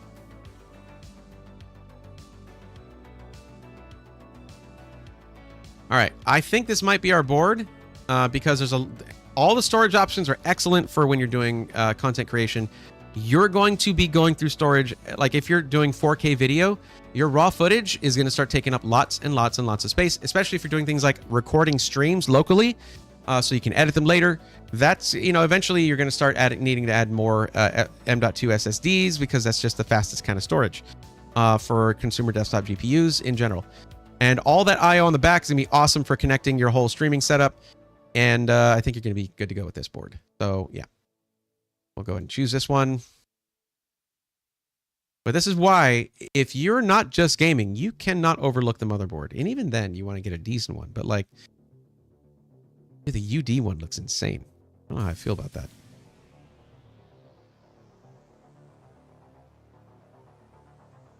Didn't read the form details properly, so I filled it again. And do you think I should wait for supercards and our AMD 10K series? I don't know. I haven't read your form yet. I mean, I'm not recommending people wait that much unless you're. It's hard. That's just too broad of a question. We don't know the dates for those things yet. Like I would just be absolutely guessing. So yeah. Thank you, Pete. Thank you, Peter. Appreciate that. Let's go for the RAM. Let's say 64 gigs. Could go 96, but I mean we're not. We got to look at. Let's look at video cards first. We got to see what GPUs are available here.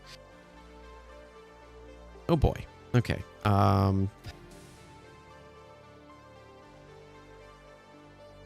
Oh, the legendary $3,000 4090. They have them here too. That's amazing. I did change the location, did I? I did not. It's the same location, so I got to change it to Jersey. My bad. We'll have to check these things, make sure they're in stock. They are both in stock. Neat, but let's go ahead and check for bundles real quick.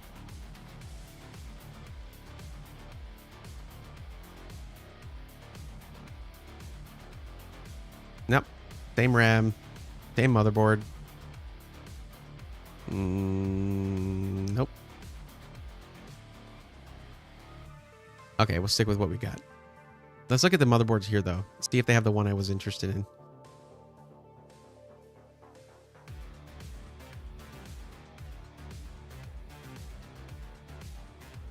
Nope. I was looking for the Carbon from MSI. The IO on that thing is ridiculous. They don't seem to have it. No, the Gigabyte one's fine. Like, that's going to do pretty much everything you need. And it should for that price. That's an expensive motherboard. What would be your guess for the release dates? I don't know. I have zero idea. And I have people directly at NVIDIA I could talk to about that. And I have actually asked, and they don't know either. They don't know either. Like, it's... If you're going to wait 6 months, maybe a year, because 50 series came out a few months ago, like January, February, right? So like 4 months ago. they're going to ride that for a while before any supercards come out. You're probably looking at like at the very least half a year. But my guess is just that. It's a guess. Don't base your purchases based off of such loose information like that. I really have no clue. And I haven't really been reading rumors on that. Hefty, what's going on? Welcome. Okay, so let's look at video cards now, because that is very important here. Go for highest price. Got to see what they got. They also have the insane $3,000 4090. Great. Wow. All right, so NVIDIA is hurting for GPUs right now.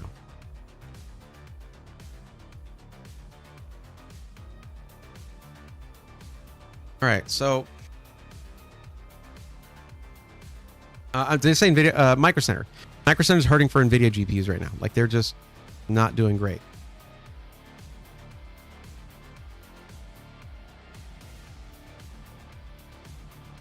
Wow. I'm not saying anything bad. Like, AMD is awesome. I would never, ever have you spend your entire PC budget on a 2.5-year-old GPU. That's not smart. Don't do that. So what we can do is, why don't you tell me what is the closest other Micro Center there? Because I know there's some in New York. I don't know how far that is. I live in Texas. Everything is hours and hours and hours away. So I have no frame of reference for how close the New York locations are. But they have, and I will show you here. They have Westbury, Brooklyn, Flushing, and Yonkers. NVIDIA's hurting for GPUs sounded funny. Oh, well, I misspoke. They're probably not hurting for GPUs. They probably have a lot of them.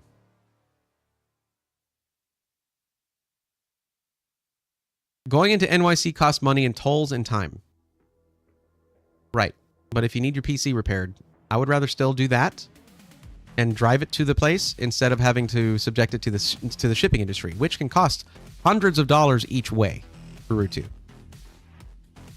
a pretty big benefit. I'm in Bergen County, New Jersey. I think the one that is closest to me is Patterson, New Jersey. Is there one in Patterson, New Jersey? It only says North Jersey. There's not one in Patterson. I guess it is in Patterson, North Jersey, right? Okay. Okay. What I meant was, that's the one I'm on right now. They have no NVIDIA GPUs. So I was looking to see which of the New York ones was closest to you. But I don't know. Go to Patterson. It's North Jersey. I got you. Oh, I get it. I get it. All right. Tax is also less there. It's an urban enterprise zone, 3.5%. That sounds awesome. But yeah, I got it eventually on my own. Realized that, okay, Patterson is probably what they mean by North Jersey. Why Micro Center couldn't be bothered to just put Patterson? That's not my fault. I don't know.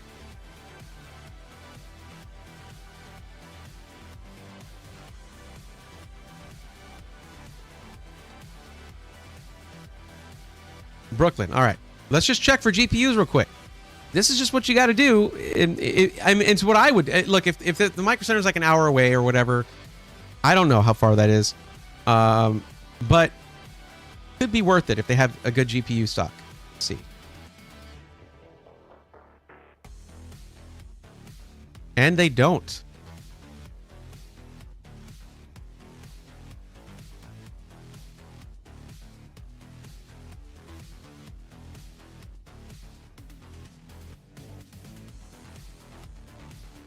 Think. Let's think for a second. I got an idea. I have an idea. But for this idea to work, these guys need to up their game, and they have, from what I understand. They need to have decent pricing, and which to compete with Micro Center is pretty tough. We're going to go look at Main Gear, which is in New Jersey. Where in New Jersey? I don't know. The Jersey part of it, man. I've never been there. I've been to New York City. Never been to New Jersey. Brooklyn's like an hour drive probably since I live 35 to 40 minutes from Manhattan. Okay. All right. So let's check out Main Gear. I unfortunately don't have a coupon code for Main Gear. We were talking about it. We were talking about implementing that after CES, but then the whole 50 series thing happened, and then tariffs and all that. Communications broke down with a lot of companies around that time, by the way. But let's see.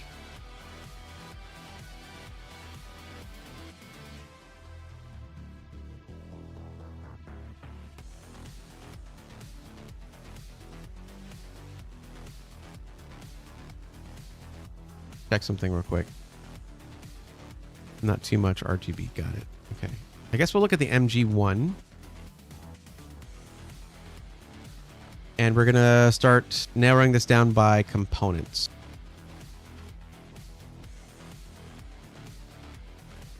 Ultra 7 265K.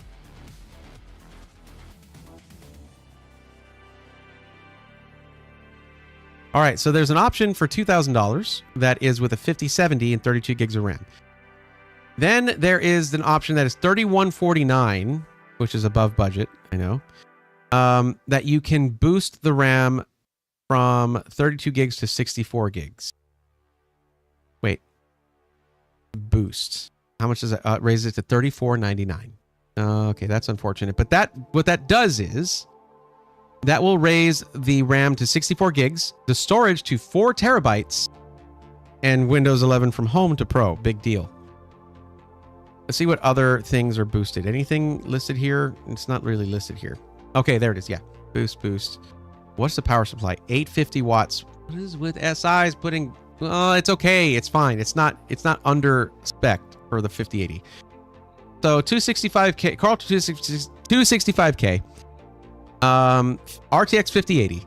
64 gigs of RAM. 4 terabytes of storage. Windows 11 Pro. And that would be... $34.99. What is the NVIDIA Studio thing? What's the point? 1-year warranty is included. But yeah, this is over budget. I didn't know PNY was in Jersey. Really? Interesting. Main Gear's near Warren, New Jersey. Cool. Really? Main Gear's in New Jersey? Do you know anyone there? I'm curious if they can custom vinyl wrap a PC for me at some point. They, I think, go through the same company as... Starforge, which is in Austin. Sorry about that, Alucard. Sorry for spoiling that for you. Not a lot of AI was covered in the Computex this year. Tenmei, it was a lot of AI. It was still everywhere. It was a lot of it covered. Yeah, maybe compared to last year, it was a little bit less, but it was still mostly AI everywhere you looked. Every sign, every company had some AI product. It was still everywhere. And I don't mean like case companies, obviously, but you know. Main Gear has a lot of nice case art. I don't know if they just sell the cases. Yeah, I don't know. They sell the panels for the MG1, but that's it. It looks like. Oh, it's too bad. I mean, they're a little bit out of budget, but it is what it is. The fact that look, I got to give Main Gear credit for this. The idea of boosting your build in terms of memory and storage with a single click, that's awesome. I like that a lot because it's saying, hey, if you're going to do like a lot of other things, these two things can be a big benefit. The extra storage, big benefit right there. The only thing we don't know is, well, also the extra RAM, yes. But what we don't know is the motherboard. MSI Pro Z890-S Wi-Fi, really?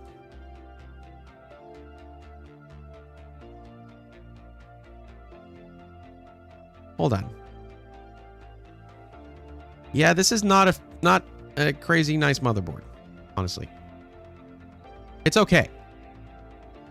Oh, it's okay.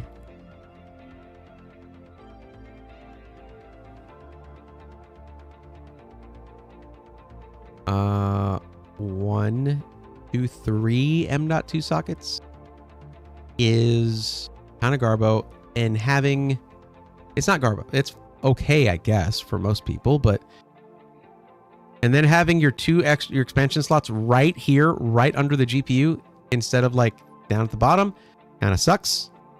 I'm not a fan of this motherboard. And you can't change that. Cannot change the motherboard. But what we can do is this. We can go to make a custom PC.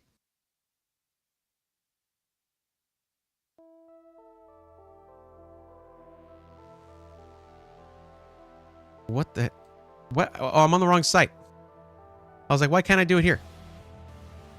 Gaming desktops, and let's see if we can do a... it's pre... okay, we're going to go home. Can't I just do a custom one? Where is your configurator?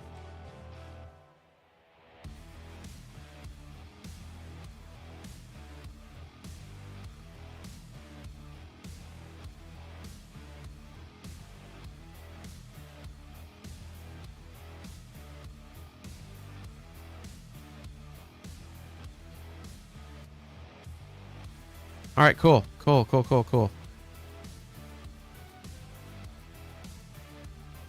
Custom MG1. All right, neat. There we go. Found it. You can pick one of the front panels, which is cool. You can get a custom one, which is neat, especially once you get...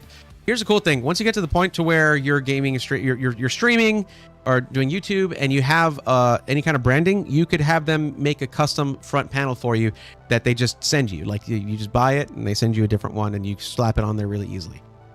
Let's see. Let's go here and go to that 265K. Yeah, okay. All right, thank you. We got a 360 millimeter AIO. Hell yeah.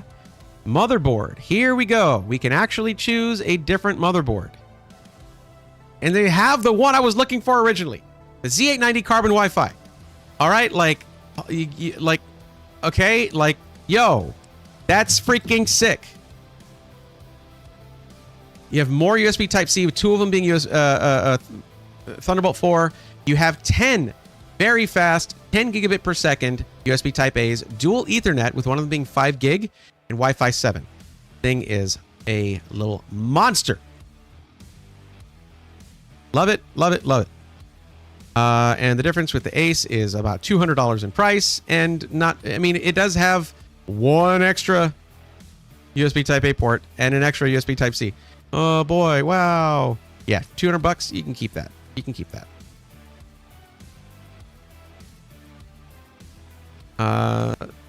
Tax it, what's up?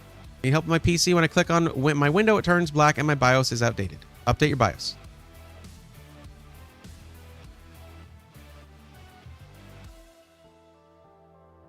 Good motherboard might go for the Tomahawk Wi-Fi. Okay. Maker's a lot of nice case art. I don't know if they just sell the cases. Yeah, that's right. We talked about that earlier. Yeah, I don't think so. Okay, so we already picked this. Can we move on now? Yes. Memory.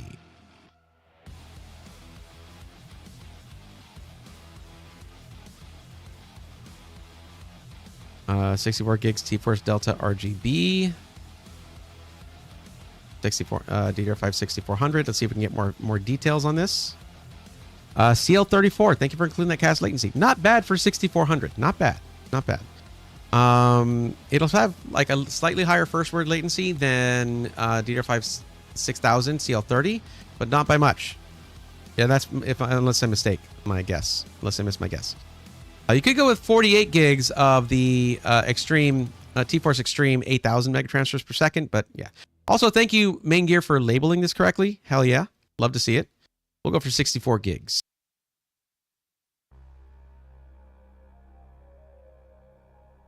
NVMe SSD. Let's go for 2 terabytes.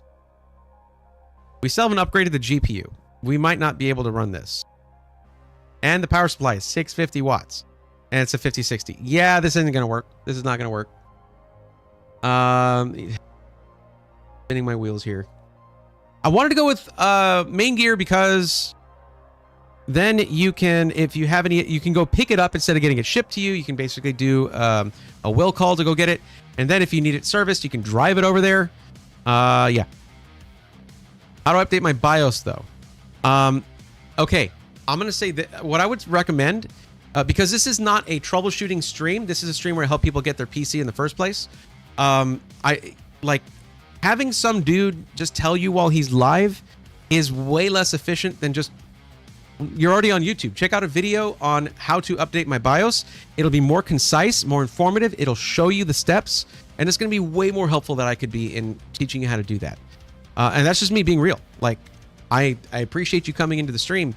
If you're looking for a PC and you need help on finding the right one, I'm 100% able to help with that. But a video will do a much better job of helping you when it comes to how to update my BIOS if you're learning starting from scratch. For 100%.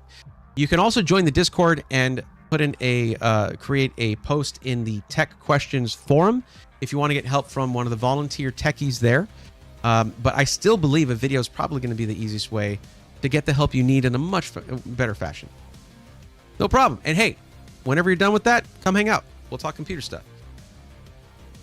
Yeah, I don't think we're going to be able to do this within budget with these guys. I just skipped right past the graphics cards. What's wrong with me? So, fun fact, if you try to do a similar build to the pre-configured one that they had, it's going to be way more expensive. If you try to do a custom system and match their pre-configured systems, I guess that makes sense. I also went for a more expensive motherboard. I don't even know what to do at this point. I mean, I found some good systems from Skytech that have 5080s and all that, but that you can't choose your motherboard for that. Could try doing a custom one. Let's go. I'm not giving up on you. Game fanatic. I ain't giving up on you. Wait a second.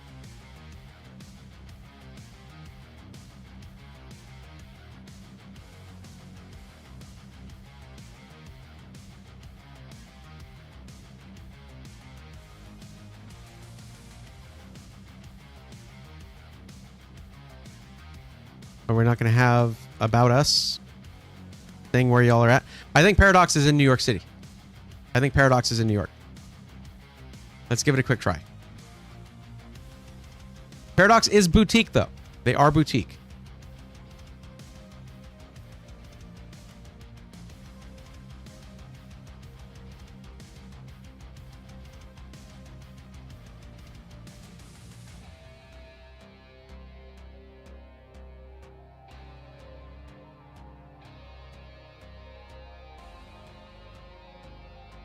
That is a nice, that live mixer is a nice motherboard, though.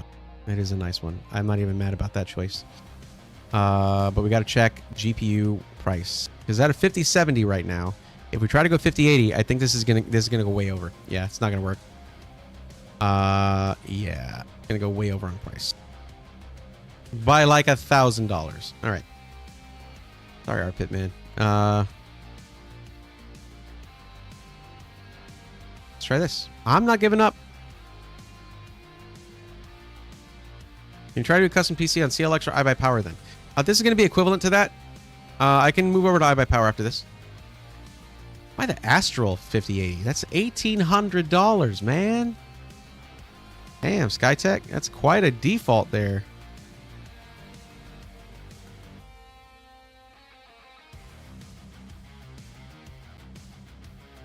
Yeah, it's literally $270 cheaper to just get a varying model Asus one. Let's see. $300 cheaper for a gigabyte. Oh, it's a white 5080. Damn. Let's see. This is Supreme. It's the same price. Okay, PNY 5080, negative $300. Which, hey, just found out PNY is in Jersey, so that's cool.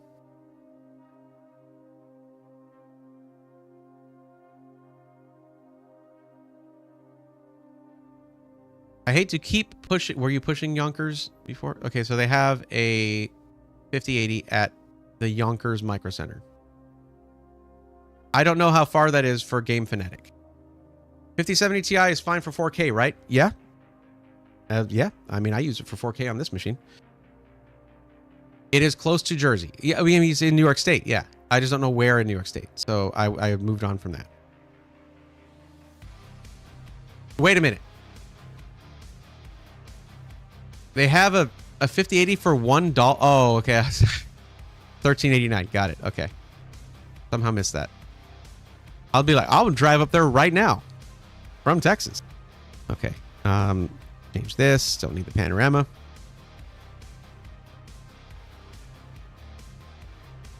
Been so all over the place with this build. Okay.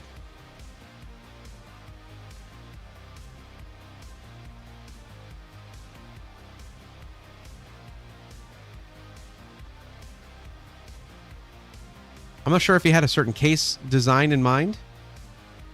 We can go Montech XR for now. Yonkers a half hour. Oh, damn. That's even better then. All right.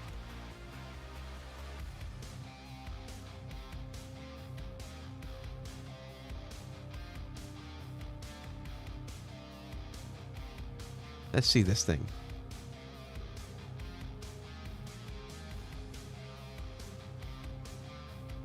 What the hell? Has it just not been updating? Oh, wait, no, hold on. 5070 Ti. So they do have 5070 Ti. We could just go with 5070 Ti. If you're cool with it, I'm cool with it. Same amount of VRAM for both. And that's what I'm rocking on this machine right here. I'm streaming. I game and stream on this thing. I don't edit video on it, but it's because it has a 9800 X3D. All right.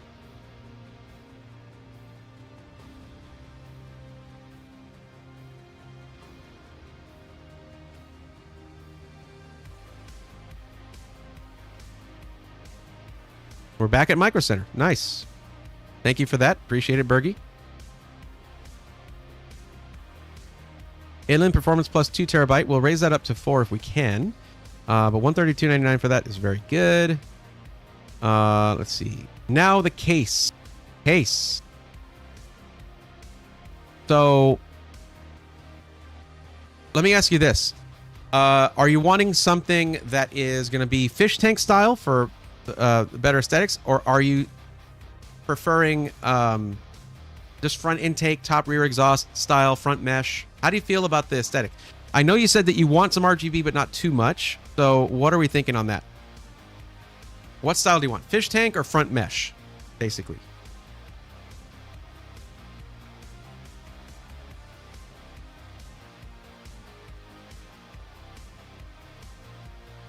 They got the King 95 Pro. That's one of my favorites for a fish tank.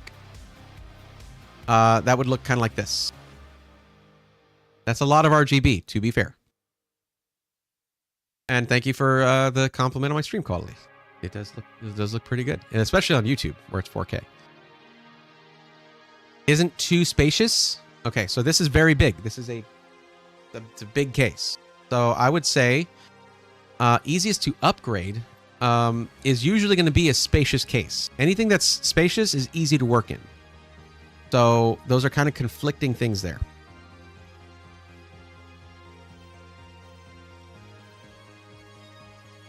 So I would go for not dual chambered then.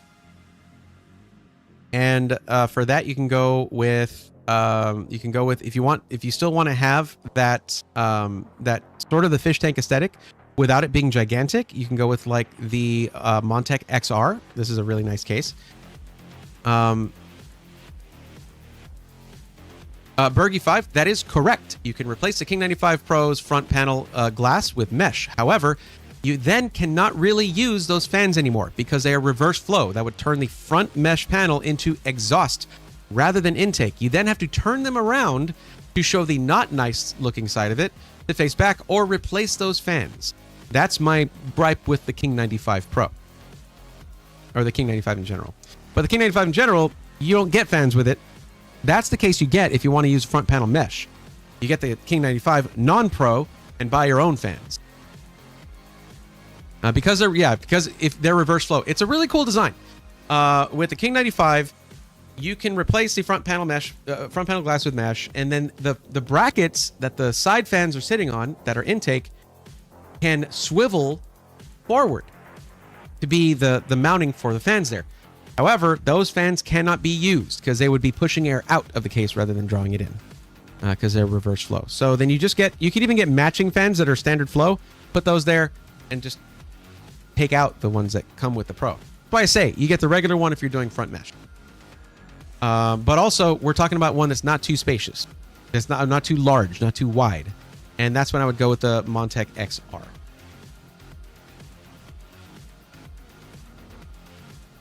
Watching Louis Rossmann New York real estate series. I understand the space constraints. Well, they're in Jersey, but yeah. 1085 or a Corsair NZXT-like case with a mid-tower with good airflow. All right. Sure.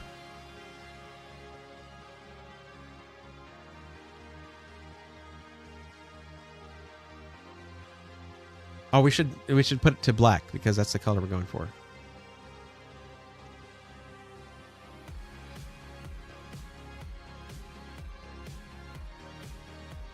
That'll help us to see more and at once. Frame 4000D is a nice case. The thing about that one is you're getting Corsair fans with that. That means you need to go everything Corsair. Corsair AIO, Corsair fans for the additional ones, all that. You don't want to mix RGB softwares and whatnot. Pop XL Air is XL. It's extra large.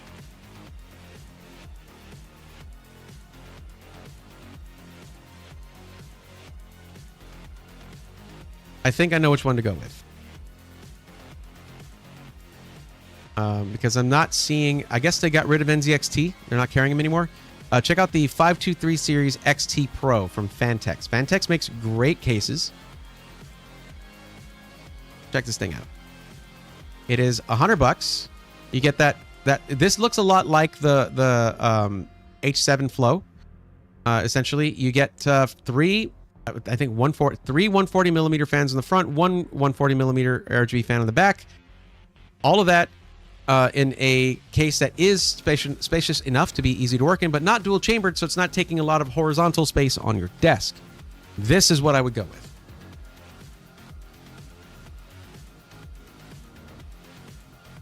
Is Corsair IQ still resource intensive? It is pretty much because it tries to do too many things. Yeah.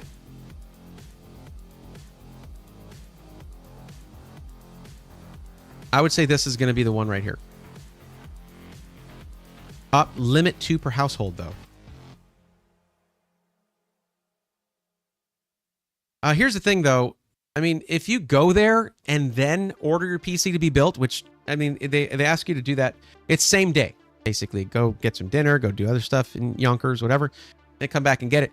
You can walk through all of the cases there, and they're all on display. So you can actually go there and be like, you know what? I like this one more. If you want.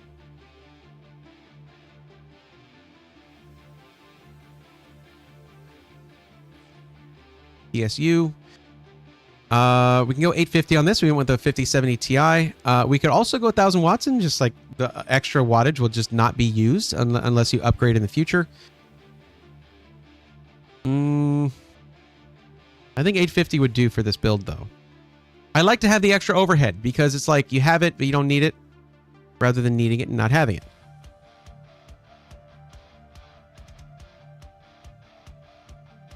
Okay, we'll go Seasonic Focus V4 GX1000. This is... It needs to have that compatibility, though. Yeah, it needs to say ATX 3.0 compatible. Let's pick Seasonic as the brand and see what pops up. Because the other one doesn't say.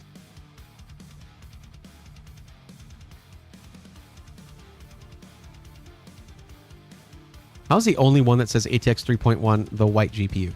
Why is it like that? Anyway, 1000 watts, ATX 3.0. Why is that so much more? I guess we can go for this one. 1200 watts. It's $50 more, but it has a integrated 12V PWR, and it is... Oh, wait, no. This is the one right here. It's like this, but with ATX 3.0 compatibility. There we go. Same price, though. Good. Got it.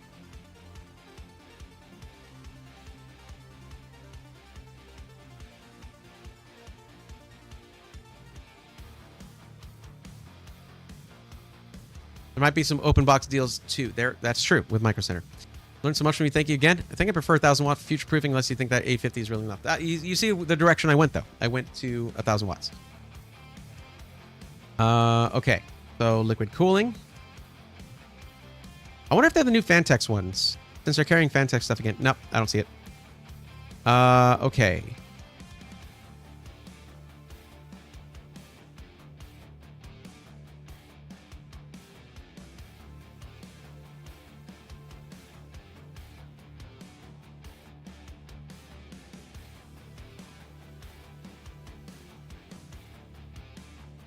I mean, I suppose we can go with the Aquafreeze 360.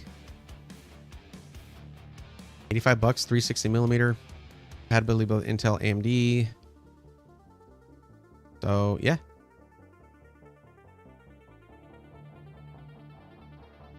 I don't think you guys understand just how valuable it is that Intel finally prioritized power draw and temperatures. You used to like worry about like, man, I got to cool this 13th or 14th gen or whatever. And like, you had to accommodate that. Now it's just like, you could throw any, this is a cheap 360 millimeter. Yeah, it's gonna be fine on that 265K. No problem. Because the temperatures are much, or they're better. Can the case handle a 420 AIO since they have 140 millimeter fans in the front? Very likely, yes. But that's not necessary. It's not going to be necessary with the 265K. Kind of what I was just going over. Like, you don't have to worry about that. I'm fairly certain, though, that it would be able to. So if we go to here and we look at, let's see, cooling specifications, radiator mounting. No, that's fan bays. No 420. Okay. Yeah, remember, it's not just the size of the fans, because radiators are going to have the barbs got to go in somewhere, and just various different parts where you have like a little bit of reservoir there extra for the, yeah, that's that extra bump that sits off of there. So that's not accommodated in this case, it looks like. It's fine though. 360 is going to be fine. And it's really nice to have the 360 in the top because you get the fans that come with it. You already have 3 140s in the front, 1 140 in the back. Then you get 3 120s in the top for exhaust. You're super good. Intel kind of didn't have a choice after the whole 13th and 14th gen. They couldn't afford another issue. Well, see, the thing is, it takes years to go from conceptualization and design to R&D to full-on testing to production to store shelves. It takes a couple years at least to get to that point. Those issues hadn't even popped up yet. They hadn't even released 13th gen yet when they started designing Core Ultra 200S. Well, no, they might have. They might have, honestly. It's hard to say, but it takes a long time. You can't like react and suddenly you have a new generation of GPUs that resolve issues that came up a few months ago. You can't do that. That's not how it works with fabs, with silicon design, with lithography design, all that. It just does not work that quickly. So no, it wasn't reactionary. And those things with 13th and 14th gen did ramp up over time. It wasn't immediately like, oh, this generation currently plus the next one are going to have a lot of problems. We're going to lose a lot of reputation. No, it was ever since 10th gen and 9th gen, and hell, before that, we've been complaining about temps and power draw. So they've been planning for a while, and this was Pat Gelsinger's thing, where it was like, this is where you start to see his influence coming in. And now he's gone. It's what I have been wanting from Intel. It doesn't have to be at the top of the gaming charts. I do not give a crap about that. Everybody else does, but that's not all anyone does with a CPU. They needed to take a step back in power draw and temperature, and they finally did that.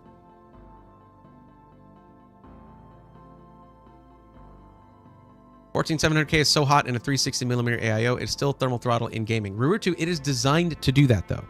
It is designed. With 13th gen and 14th gen, they gave up on any pretense of like not hitting 100 degrees Celsius, to where the point is like, if you're hitting 100 degrees Celsius, don't worry, it's all going according to plan. And then it will it basically evaluates what your cooling threshold is and will adjust frequencies based on that. So you're going to hit 100C. Just like with 7000 series Ryzen, you were going to hit 95C right out of the box. That's just what was going to happen. Every time I hear R&D, I think of Severance. Oh, okay. I've never seen Severance. I've heard I should. What do you think about a 4070 and a Ryzen 9 7900X? Well, the first one, Wizard Tegan, is a graphics card. The second one is a CPU, a processor. So that's what I think about. They're also definitely products that you can get, and they're compatible. Without anything like, oh, hey, here's my budget. Here's what I want to use this PC for. Here's my use case. I'm going to be doing graphic design and also gaming and streaming. And I don't know anything other than what do you think about this GPU and the CPU? They're great. They're good. They're fine. 4070 Super is a really good upgrade over the 4070 though. I would go that route. Not very helpful advice though, because I don't have any information to work off of. Severance must watch. Interesting. It was not a design issue. It was a QA issue at the fab with oxidation. It was. You are correct, Tenmei. I'm saying they didn't know that was going to happen. It wasn't part of the plan. And when you say they kind of didn't have a choice after the whole 13th and 14th gen, that's assuming that when they started to lose stock values and that they started to lose reputation and consumer confidence, that they reacted by designing Core Ultra 200S when it just cannot work that way. That was happening in like mid 2024, and they would have had to be working on Core Ultra 200S since early 2023 in order to get it out by the end of 2024. I'm talking about even 2022, they would have been planning it out. It takes a couple years. What was I doing? Stop distracting me. I don't mind. Of course, you can keep chatting in chat, obviously. But let's see. So we have most everything here. We need the RAM, of course. You're not going to run the system without that. And I'm going to say 64 gigs is our minimum. Wait, what are we at on our price? Dude, seriously? Hell yeah. We're doing awesome. Budget is 3,000 for those of you who are wondering. Let's say 64 gigs. Memory capacity, 2x32. There we go. Okay. DDR5 6000 CL30. We can go higher. It's Intel. It's not going to need DDR5 6000 megatransfers per second for the frequency to get one-to-one memory sync. But it is a nice sweet spot to go for DDR5 6000 CL30 at 64 gigs. As you go higher in capacities, you want stability. You don't want to go super fast. You need stability. You don't want to lose the last hour and a half of work you did on that video. You will give up on the video. I have been there. At least for the day, you'll give up on it. Now, DDR5 6400 CL32 at $5 more. I might do that. That's pretty good. That's a good kit right there. Yeah, let's do that. Core Ultra has a better memory support. Yep. Is 2x32 better than 4x16? The Bergie, the current best practice for DDR5 is 2 sticks. You do not do 4. 1 DPC, 1 DIMM per channel. It's just to get your advertised Expo or XMP, that is what you do. Otherwise, and the memory support is better with newer generations of CPUs and motherboards. However, it is still the known best practice. The meta is 2 sticks. That's why brands came out with like fake RAM sticks just to make it look like you have 4. For your operating system, you don't need to buy the $120 or $200 license from Micro Center. You can just ask them to install Windows 11 Home and not activate it. And all you got to do is go to my YouTube sponsor, VIP CDK Deals, and get an OEM license for basically pennies on the dollar. It's like $25 using my code. I don't get any kickback each time people do it. They do sponsor some of my videos, though. So you can go to my last SI Weekly, which was months ago. New one's going to be coming out soon. But, basically I've been redoing my set, redoing everything there to basically relaunch that series. And it's going to be under a different name too. But that series is where you can go to the description, find the link there, get it on the cheap. That'd be cool. Thank you, Anwar. Appreciate that. It would be for the YouTube stream. I'll just copy it over to the YouTube stream then.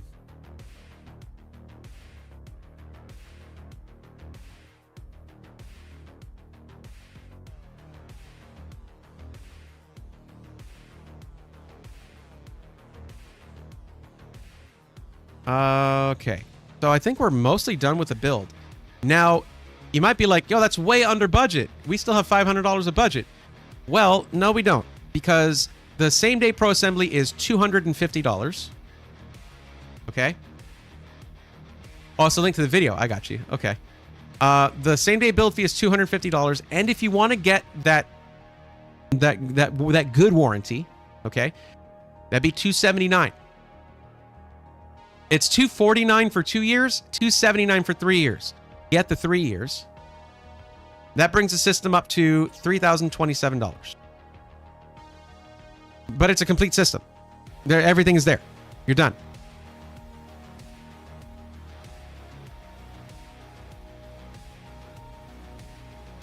Thank you very much.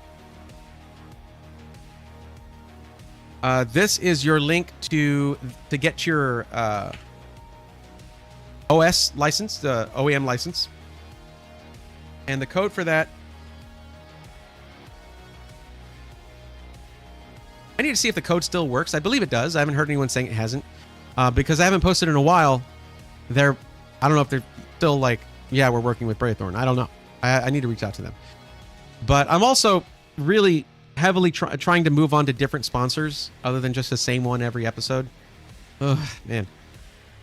But thank you, Onward. I appreciate that very much. And this is the link to your system. And here's what you need to do. Game Fanatic, just making sure you're still with me, by the way. We did go $27 over. I apologize for that, but it is fully 3-year system protection warranted, okay? Basically, instead of, if you have a problem with your computer, and it's a computer, you might, the Windows computer, you don't have to put the Instapack back inside of it, box it back up, put it in all in the box and all the packaging, ship it to the system integrator, and wait for weeks while they fix it and then send it back to you. Some are faster, okay? I'm just saying. You don't have to subject it to the rigors of the shipping industry where they might be a little rough with it. Instead, you pop it into your car, drive it back over there 30 minutes away, and you bring it to them and say, hey, I paid for the system protection, fix this. Now, if you did something like, I don't know, you spilled your ramen on the top of your PC, that's probably not covered. But just it messing up and doing just whatever, that problems with that kind of thing, you're covered. If you ignore the warranty, you can do that, but they give you like 30-day warranty if you don't get at least the 2-year. And if you're going to get the 2-year, might as well get the 3-year. And remember to tell them, install Windows 11 Home, but don't activate it. Because otherwise, add about $120 to this to buy Windows from them. So what you'll do is, I'm going to give you this link right here. Logo Crazy. Hey, do you still recommend Digital Storm? Logo Crazy, I never really recommended Digital Storm to begin with. I don't like them. They do some things that are very questionable. And they haven't really changed that practice. In fact, it's gotten worse because their sister company, Build Redux, has gone the wrong direction from where they told me they were going to go, from the promises they made me. So, yeah. Okay. Now, what you need to do with that link, Game Fanatic, is you need to go here and go to save this build. It will prompt you to create, unless you already have a Micro Center account, it will prompt you to create a Micro Center account. It will save that build. You can add it to cart and set it up for them to build it for you. You can do that. Unless you want to go there and double check on the case, make sure you like the case that I chose. The case that I chose is kind of very NZXT coded. Like very much in the NZXT style, where it's the rectangle thing, you know? It looks a lot like the H7 Flow. And you said that that's the kind of style that you were looking for a case. So there you go. It's also not dual chambered, so it's not super wide. And that's good. So in this build, we got you an insanely good motherboard for the use case you have. We got you a CPU that is, in terms of where it stands, it is punching way above its weight class. To give you an idea, this is nearly a $600 CPU. The 285K is like $550. And what is a 9950 X3D? Like $700, something like that? Let's see. Turn off compatibility filter. Go here. 9950X3D, where are you?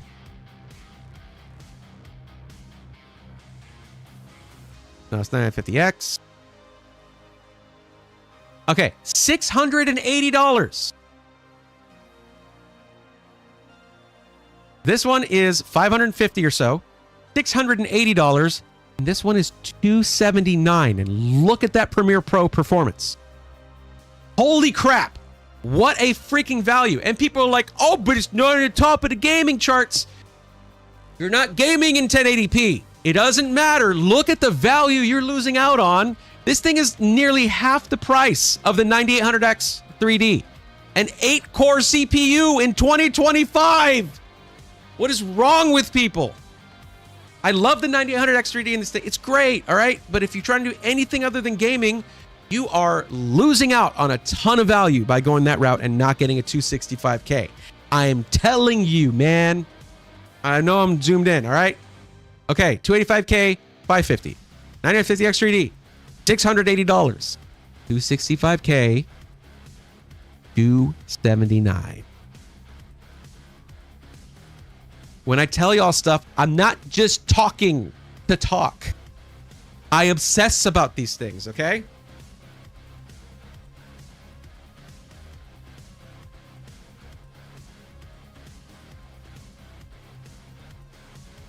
Yeah, thank you. I was still zoomed in, but it is insane value for money. Those X3D chips are too pricey for me. We need the 9600X3D. That is the ultimate 3D Vcache chip. 7600X3D, Micro Center only. Ugh. They need to not make the 9600X3D Micro Center only if they know what's good for them. Because I am not going to be quiet about this. I have not been quiet about this. But I don't have enough of an audience, man. I need to like... Honestly, this, when I did the hot takes video with Danny, with Nerd on a Budget, this should have been my hot take. It should have been my hot take. Not the only benchmark that matters is enjoyment. That's what it led to. Like, stop obsessing over benchmarks because then you end up wasting money. Wasting money. Like now, if someone you guys have seen me do this, I've chosen it for my own builds before that you guys have been able to buy. All right, with Skytech. If you're just gaming and streaming, 9800X3D is awesome. Okay, it's great. It's a great CPU. It does a lot for what, like, it's good. Once you go beyond that at all, drop X3D. Just do it. The value is not there if you're on any kind of budget.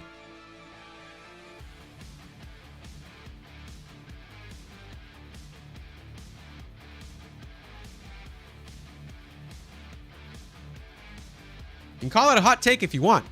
I think it's pretty chill. I'm not chill. I don't sound chill. I think it's a perfectly cool take. They probably don't have enough bad 7800X3Ds to do a full line of 7600X3D. Well, I mean, yeah, that's kind of where that happens. It's from binning. And that's probably the same thing with the 9800X3D. They've refined their process for making these chips. Cool. Did you see how many versions of the 5800X3D trickled down? 5600X3D, 5700X3D. Yeah, I know. Not the same. But if there's a 9600X3D, do you want me to send you one, Bray? If there is one, yeah. I mean, you're near a Micro Center. I'll work that out with you. But I mean, you know how it is. The way I prefer to get stuff is through an SI, through a pre-built review. If you're looking to do a lot more on a computer, you need a better processor. Zintech, I agree with everything, but the word better, I would say more appropriate. Because there's no denying the fact that in 1080p gaming, it is the king. It is the absolute king. And there are a lot of people still gaming at 1080p. But it's like almost $500 for a 9800X3D. Most people are gaming still at 1080p, not necessarily by choice. Many of them would probably prefer to move to 1440p. It's a budget constraint. That's why a Ryzen 5 X3D chip is the best X3D chip. 7600X is plenty faster 1080p. Unless you're talking about competitive, Rutu. Once you're talking about competitive, every frame matters. And that's why the marketing works. A lot of people still watch esports and aspire to that. Cool. But like, yeah. What's up, Rogers? Why are 9900X and 9950X so close in score?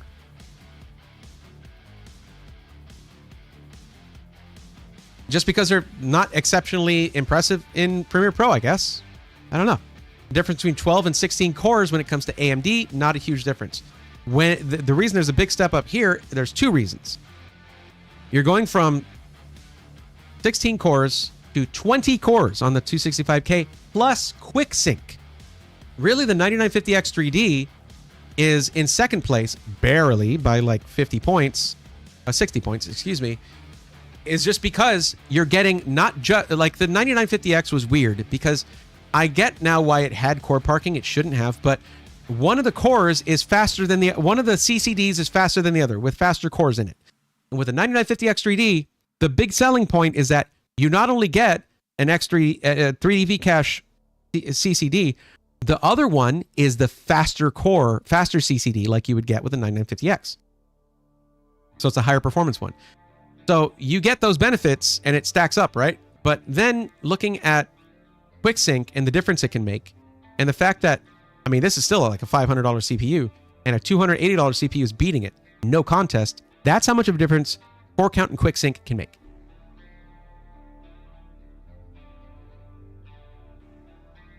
My new build from Digital Storm cost me almost $5,000. Logo crazy, you did the thing. A lot of people do this thing. A lot of people come in and say, hey, you can't actually help me because I already bought a PC. You got to come in before you spend money. That's when I can help you. But they say, hey, did I make a mistake though? And it's like, what do I say? Do I say yes? Did I feel bad? Do I say no? I don't want to lie to you. But I don't remember in any videos ever being like, yeah, Digital Storm is good and I like them. So when you said, do I still recommend them? Still?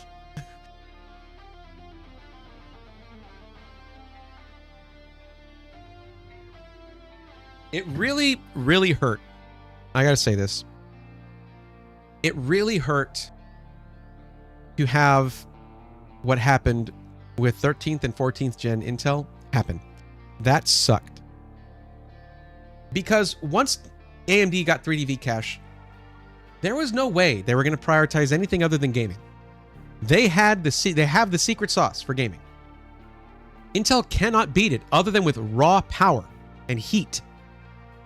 Like, that's it. That's the only way they can compete. And they still can't really compete.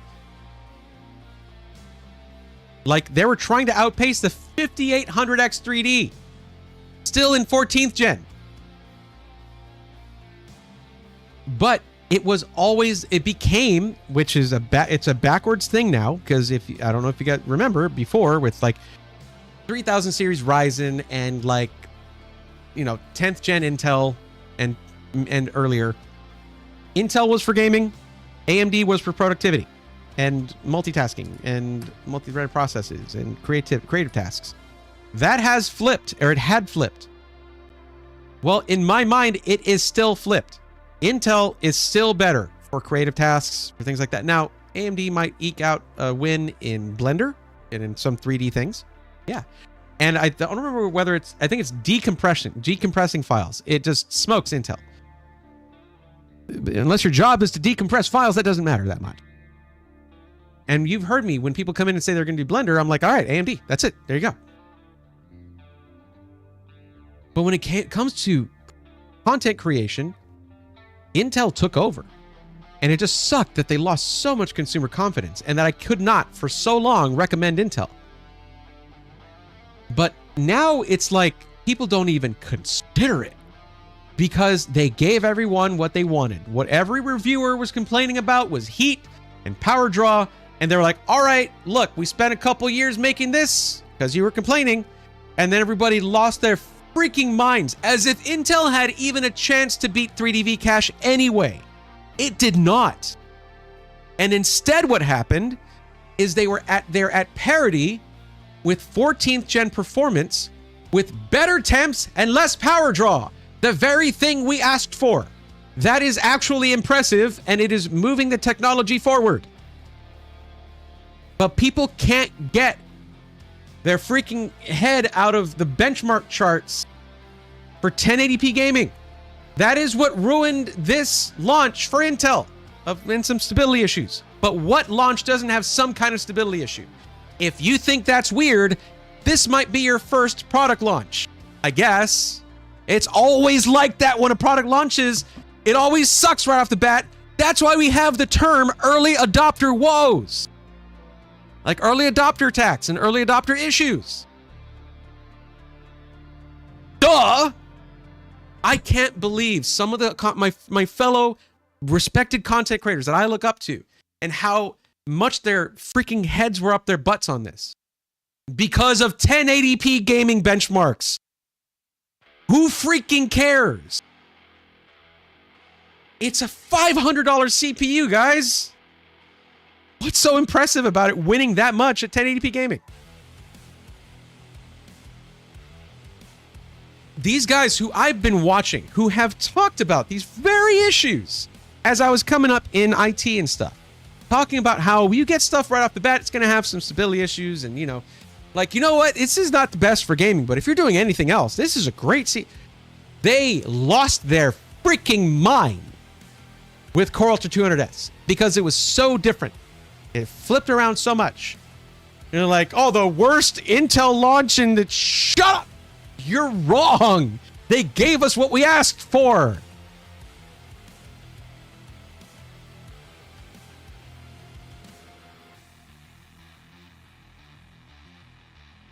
What lesson should Intel take from this? If you were Johnny Intel, what lesson would you take watching reviews of your own product that people freaking asked for? You'd be there sitting like, well, these people don't know what they want.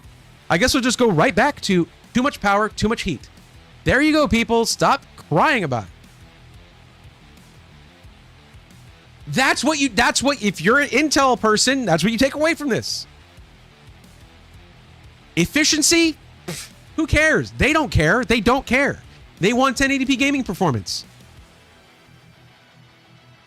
In 2025.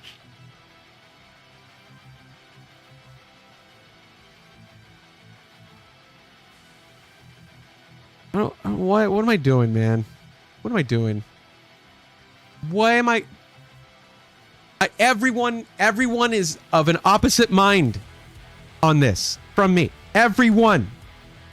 Nobody is going to agree with me on this. Based on the videos they make. There's no way.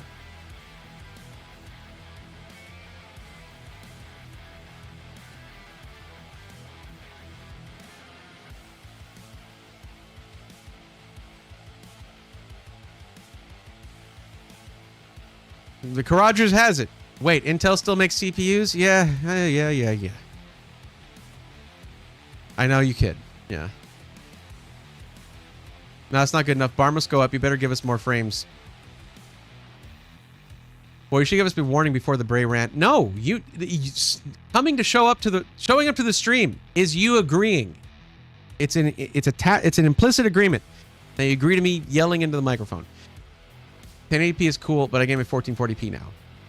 Yeah, like how much are we really trying to advance 1080p gaming? We've been gaming at 1080p for like, what, 15, 18 years? I don't know how long, man. It's... I think I'm in my 8th year of 1440, 144 hertz, but I'm an enthusiast gamer. 1440 is awesome. And it's also where CPU usage drops off dramatically. I don't hate 3D cache, and you might have the impression that I do. I think it has its place. For my own collab build with Skytech for the higher end build for gaming and streaming, I chose that because I was so pleased with the fact that they had done it the right way this time, put the 3D cache under the core complex die, and left it to where you have better frequencies, better productivity. Photoshop performance is nuts. I was like, yo, if you're an 18 core, 16 threads, they didn't get rid of multi-threading, hyper-threading like Intel did, which is one downside of Core Ultra 200S. But actually, if you ask them, it's better for stability, frequency, better for performance in general. And they know better than I do. I'm not going to claim to know better than Intel's engineers. Okay? However, I'm just going. AMD is asking too much for 3D V-Cache. It is too expensive. It is too expensive for the target demographic of 1080p gamers. And ignoring the fact that it does almost nothing at other resolutions is asinine. It is pushing a narrative that is obsolete. That it does favor AMD, and I'm not going to come out here and say, oh, Gamers Nexus, AMD shills. Hell no. No. They've called out AMD a million times for a million things. But in their review of the 9800X3D, it was a slew of 1080p gaming benchmarks with one 1440p benchmark. And what did they say? Like, oh, because it doesn't really make a difference there. And yet they still said, yes, spend $480 on this. What?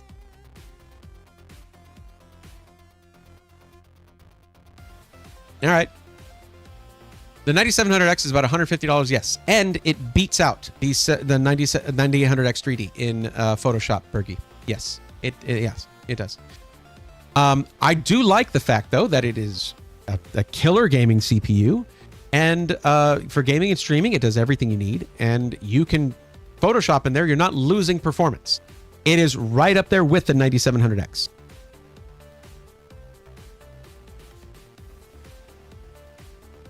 Blood pressure, Brave. Blood pressure. You know what? Honestly, my blood pressure would be higher, Rogers, if I didn't rant. If I didn't rant, my blood pressure would constantly just be steam coming out of my ears. All I can say for that is choices were made, indeed. Bleeding edge tax. Intel gave us all the Cinebench cores we could possibly want. What is Lieb Bhutan up to beyond culling middle management? No idea. 1440p feels like the norm now, but there are definitely people that still play at 1080p.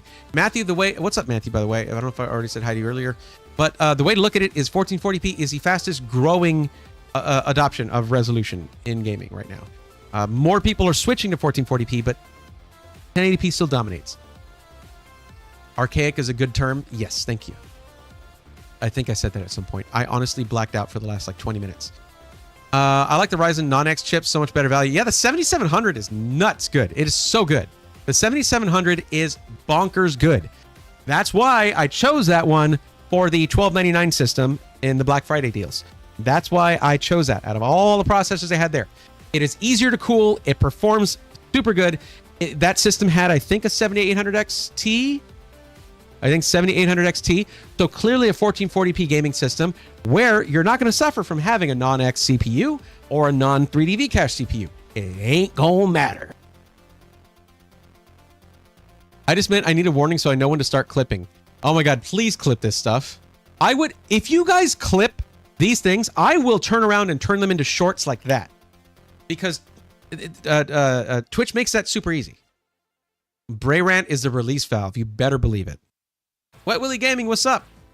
AMD and Intel have their use cases depending on the person. I wish I had waited for the Core Ultra instead of going with the 7900X3D. 7900X3D still does everything I ask it to. Wet Willy Gaming, that last sentence is the one that matters. That's all that matters.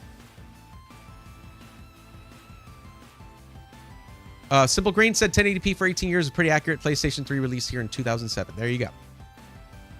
I think I should be helping. I should have been helping people. I stopped helping people. I started ranting. That's a problem. I don't know if I ever got word back from Game Fanatic that they finished saving the build. I hope they did, because the build is going to probably be erased here pretty soon if someone else does a build. Let's move on to the Turtle Guy. If the Turtle Guy has put up with all my ranting, I'm sorry. This is me, y'all. This is who I am. Yes, I can manage to stand on a soapbox while sitting down at the same time. Sorry. Did you watch the ASRock and GN interview regarding 99? No, I did not. I have not watched that yet. I'll never go with X3D again since I play in 1440p. That's a solid take, Wet Willy. That is a solid take.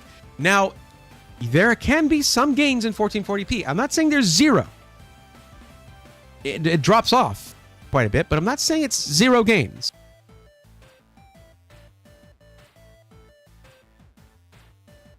1440 monitors really come down in price. Yeah, absolutely. I expect to see a lot of folks shift as those prices come down to something affordable with potentially a better experience. G-Code, excellent rant. All that was true and needed to be said. Thank you, G-Code. That feels good to hear. Sometimes it's like I feel like I'm spinning my wheels, but I have to remember, like, I might say the same thing from one stream to another, but not everybody was there. Like, I might have said something similar before, but it still needs to be said. This is why a lot of us show up. Rogers, awesome. Now I feel bad when I don't rant during a stream. Not too common, to be fair.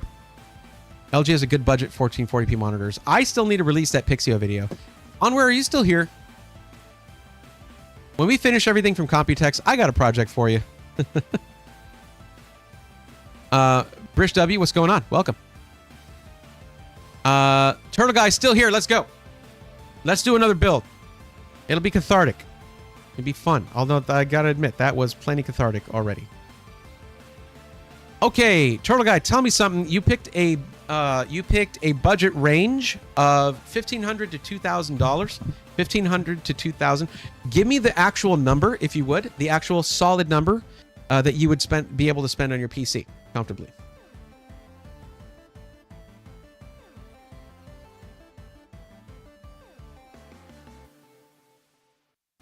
I've been working. Rant was fine. Awesome. Thank you. So Hash and Wizard Tegan, if these builds don't go for too long, then I should be able to help out everybody who is currently on the list. Yeah, Brish, everything's been pretty good. I just came back from Taiwan for Computex. Been putting up shorts for that, and a long-form video from there. Missed streaming, missed hanging out with you guys while I was there, though. I really got to work out maybe a budget one. I don't know. It would be really cool to walk around Computex live streaming the whole thing for a day. For a few hours or something. That would be super cool. Nice. Been busy. Haven't been on Twitch like that. All good. Happy to have you here, though. So yeah, Turtle Guy, just give me what the actual maximum amount is. So you're looking for a gaming PC at 4K. Not too much RGB. Price to performance. Guys, I don't know about you. This is saying perhaps Radeon to me for GPU. We'll see what we can find. I'm trying to catch some of the vids on the socials. Thank you. Thank you. The YouTube channel is always the best place to find stuff, but I have been kind of going off a little bit on Instagram, just a little bit. I've been every short that I post on YouTube, I also post as a reel on Instagram, or a post on Instagram, which becomes a reel.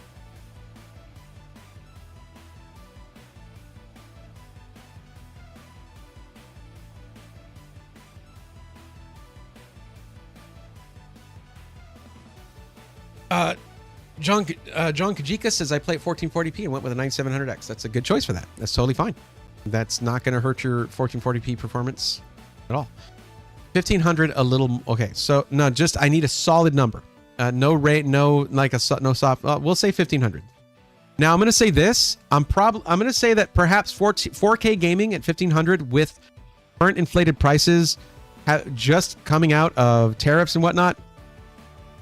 Because y'all got to understand, just because they say, all right, hey, tariffs, not going to be a thing. That doesn't mean those importing all these things did not pay those, because they did during the time that it was active. So prices are still up from SIs all over the place. And that means that while you maybe could have done 4K gaming for 1500 before, maybe, that was a big maybe. Now it's going to be 1440p most likely. Rogers, thank you very much. Appreciate you hanging out. Thanks for the commentary. Glad you got to be here for the rant.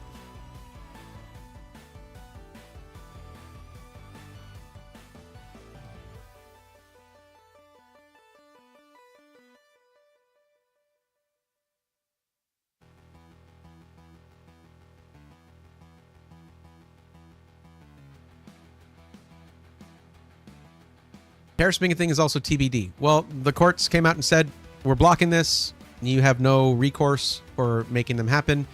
There's still raw materials tariffs that were implemented in a different way. But basically, all of the Liberation Day tariffs, quote unquote, are being blocked by the federal courts. we're not getting into a political discussion here. I'm simply stating my understanding of what happened yesterday. I mean, that's that. These things usually are decided by Congress anyway, so yeah. How they should be. But again, not trying to get into political stuff. We're trying to talk about computers. Okay, so yeah, as I was saying, at a $1,500 budget, you can get a real healthy 1440p gaming machine, not a problem.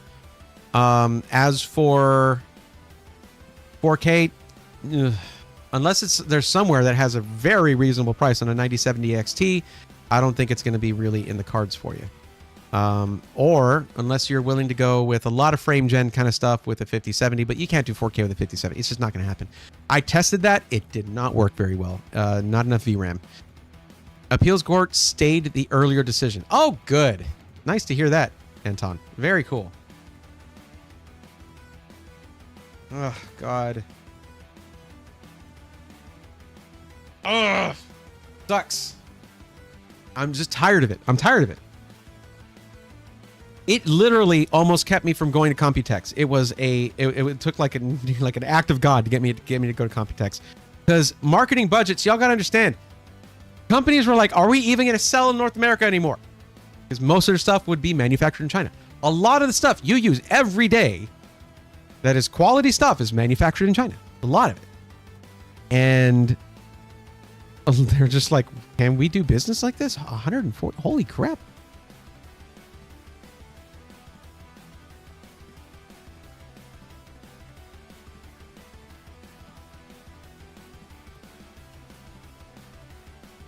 Appeals court temporarily halts tariffs ruling. Temporarily.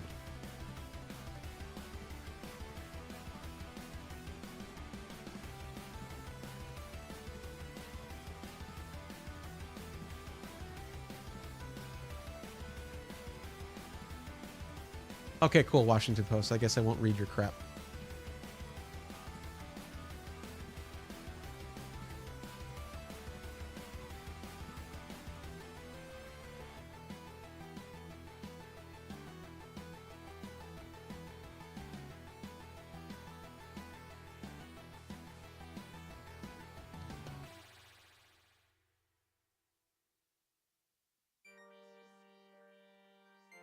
Man, I gotta swear, the Dow must look like a freaking heartbeat right now.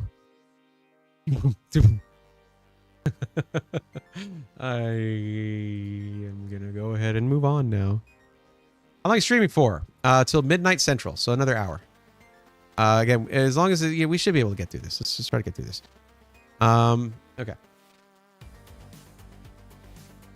Easy 1440p gaming machine. You didn't mention any specific SIs. You do want upgradability for the CPU. 100% behind that. So let's say...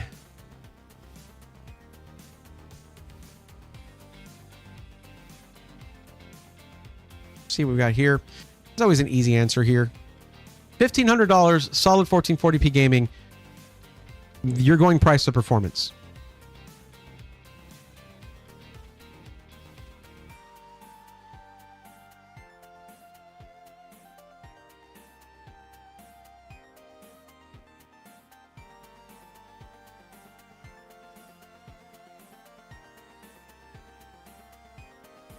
This is going to be a little over. Yep.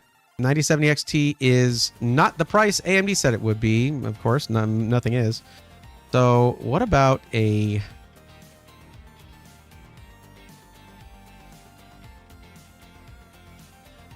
the 1440p 5070 does it really well.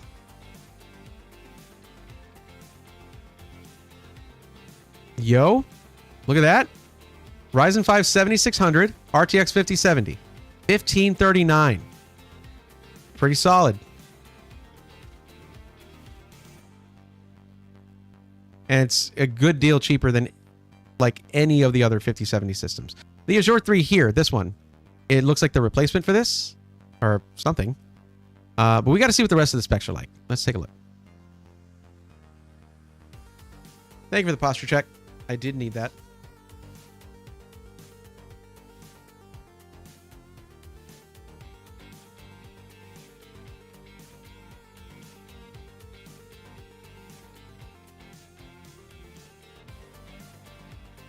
So 1440p gaming or 4K gaming. Don't aim for 4K with the 5070. I tried it and I ran out of VRAM. This has 16 gigs of RAM. No. Nope. Nope.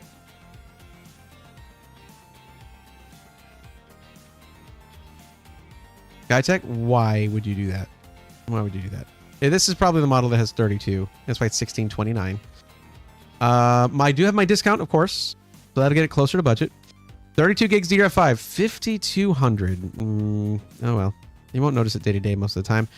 Should be fine. Fits the Ryzen 5 7600 is awesome because 1440p gaming, no problem.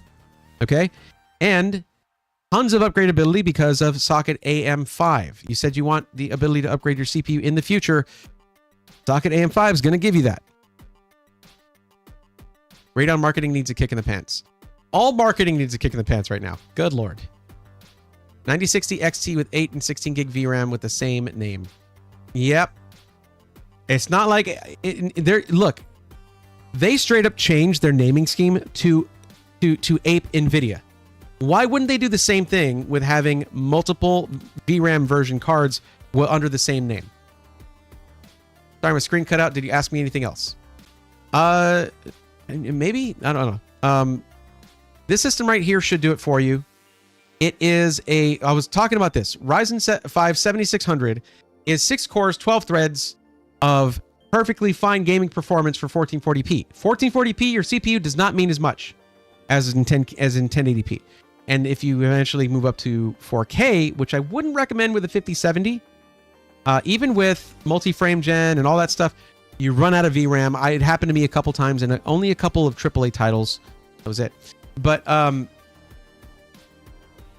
not like it can't play in 4K. It can, but you're not really getting the best frame rates for that, right? Like super playable frame rates. So I would say 1440p, the 5070 rocked. It did everything I asked it to without problems.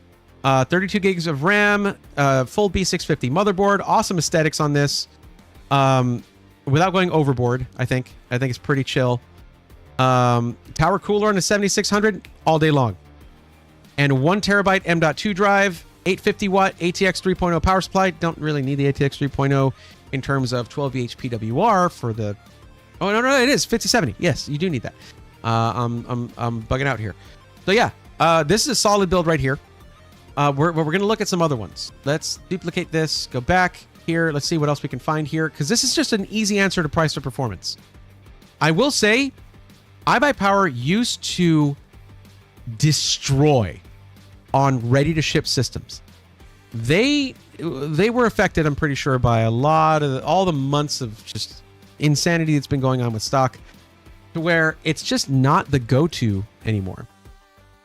I hope they can get back to that, because they represented good values. They had good value that they offered there, but little sad to see here that the only AMD GPU from Skytech is the 9070 XT, because it is clearly out of budget. These are all over $2,000. Now, looking at the Azure 3, if we add this to cart, I'll have to remove the other one. I got to pick the 1-year standard warranty. Parts, labor, and shipping all covered. Meant to put 1440p on my form. Sorry, no problem. I can fix that. As long as I know ahead of time, that helps. Okay, with code SWARM, SWARM, that brings the price down to $1581.09 with shipping included. Shipping is free. So, you're not having to add to that amount for shipping. Because the budget section says, before taxes and shipping, what's your budget? So with this shipping being free, we can go a little bit over budget. Main game I play on PC is Rust. You think this would work perfectly fine for that? I've never played Rust. I would have to look up whether Rust is CPU intensive or not. Is Rust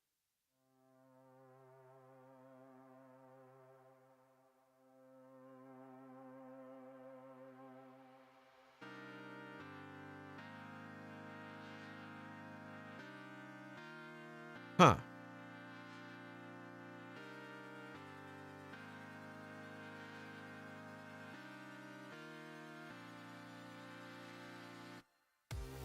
Rust is, for the most part, a heavily CPU-bound game. Well, I'm glad you told me that. Because the 7600 probably ain't going to cut it. I'm not muted, Eric. Nope. Audio's coming through.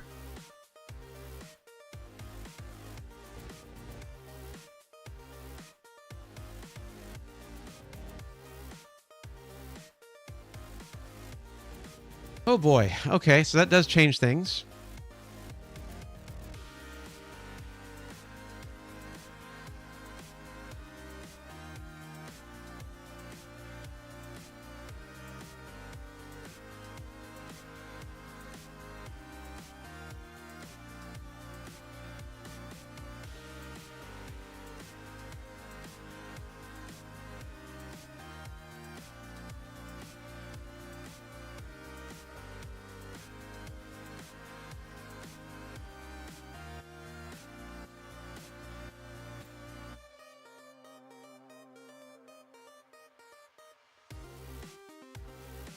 All right, so this is interesting. Check this out.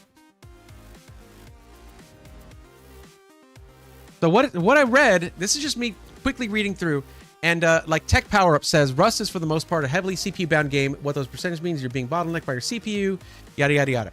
So Rust needs good CPU. So what I did here is I went one step down on the GPU and the 5060 Ti. Yes, 1440p, not a problem, okay? But what you're going from the 7600 to the 7800X3D for less money. So you're taking one step down in the GPU. Funny enough, that gives you an upgrade in VRAM. You go from 12 gigs to 16 gigs of VRAM. You're getting an upgrade on the storage from 1 terabyte NVMe drive to a Gen 4 PCIe NVMe drive. Still 850 watt ATX 3.0, 80 plus gold.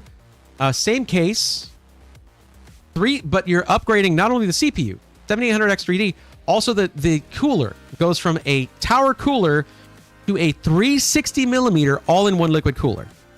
If you're going to be playing games that are still CPU intensive, kind of at any resolution, it seems, and there are a few, like Microsoft Flight Simulator, CPU intensive at any resolution. Rust apparently is a CPU intensive game. So, 5060 Ti, 16 gig, and 7800X3D. There you go. 5070 plus 9060 is fine. 9600X.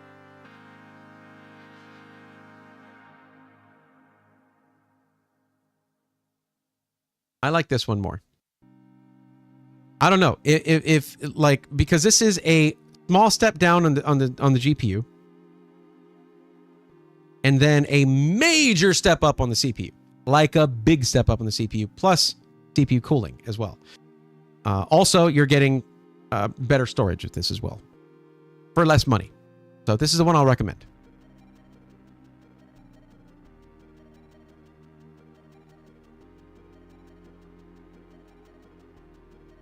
I trust Tech Power Up. They say it's a CPU intensive game. I'm putting a rad CPU in this thing.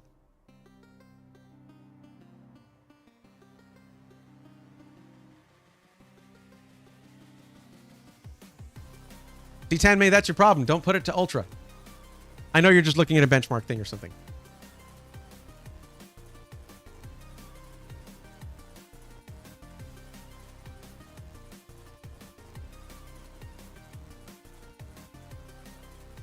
And also, I don't believe in minimum frame rates. You can easily ruin that frame rate. For spending that much and he's only getting a 5060 Ti, oh my god. Okay.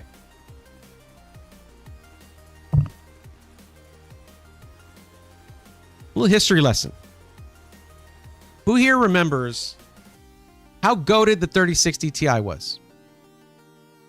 The 3060 Ti was at a great price, a decent price, and it killed it at 1440p gaming. It was recommended by myself and many others as an awesome way to get into 1440p gaming, good frame rates, all kinds of stuff, right? Now, people have this thing about the 4060 Ti, right?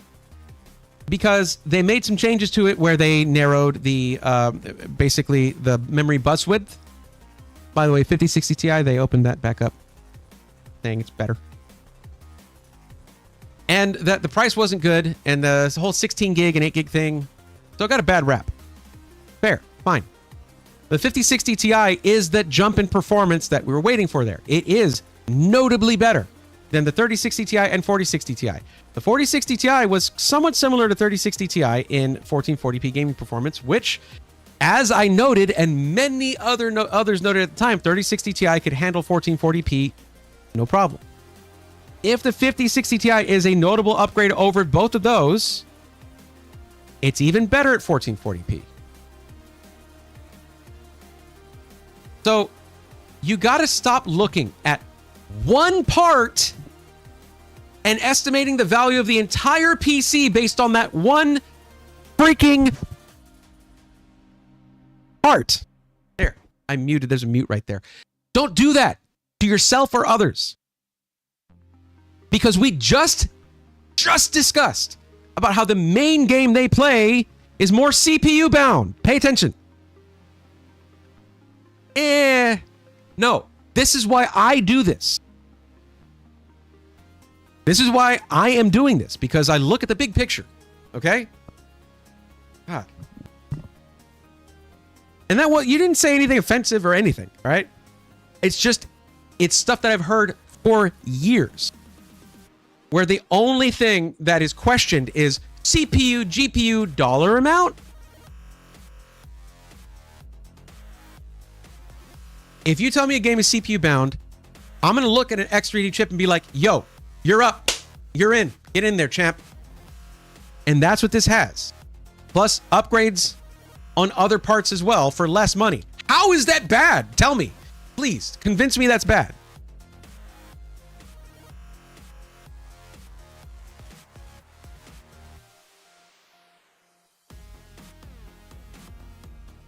Oh, okay. So we have a... all right. Was that what just happened? Okay.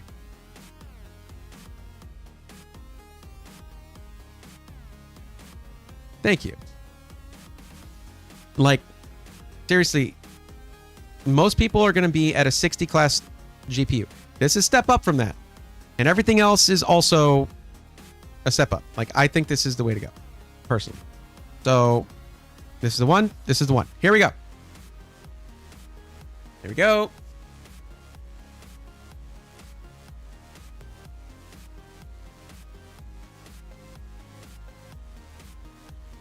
Oh my God. This is the most sensitive keyboard I've ever used. It is so hair trigger on every key. It takes getting used to, that's all.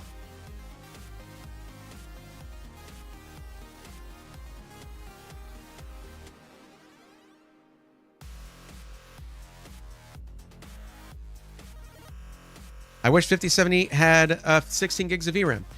I wish the 5060 Ti had 12 gigs of VRAM. And the 5070 had 16. The 5060 Ti shouldn't really have a 16 gig and 8 gig version. That was a load of crap. It should have just been one 12 gig version.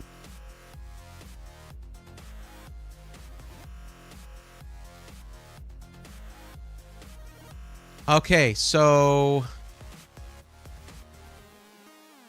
Turtle Guy, here's your... I was going to say, here's your Rust PC. No, here's your PC for maining Rust. There you go. And the code is... Swarm. Not without the slash. This, again, hair trigger. SWARM. And that took off how much? That's not the right one.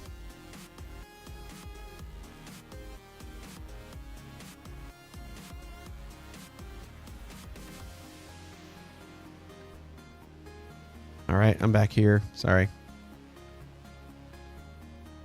Is it worth the wait for 9060 XT release? Potentially. I haven't seen third-party reviews yet. So I don't like to go off on that until I know. I meant to ask you, do you happen to see the Corsair split keyboard with magnetic switches while you're at Computex? No, but I saw the Asus one. That was that. And is that the one you're talking about? Are you talking about the Asus Falcon? Oh, no, Falcata. Falcata. The Asus Falcata might be what you're thinking about. And I have a short that I have basically 2 shorts where I talk about that one that should be coming out tomorrow. Okay, so with the coupon code takes off about $50, $1532.59, shipping included. There you go. So Turtle, are you good with that?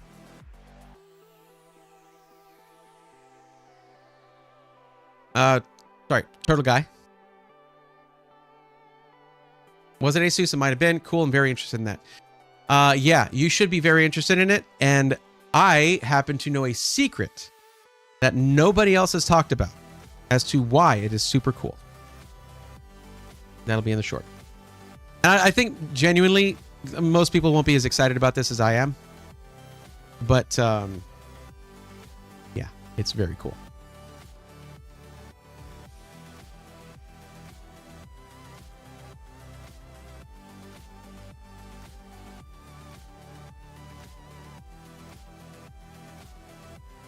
Are you dead? You dead, ain't you? Yeah, you dead. Yeah, you dead.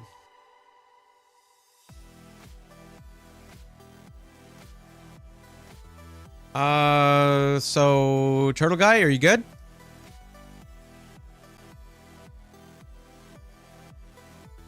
Need to know so I can move on.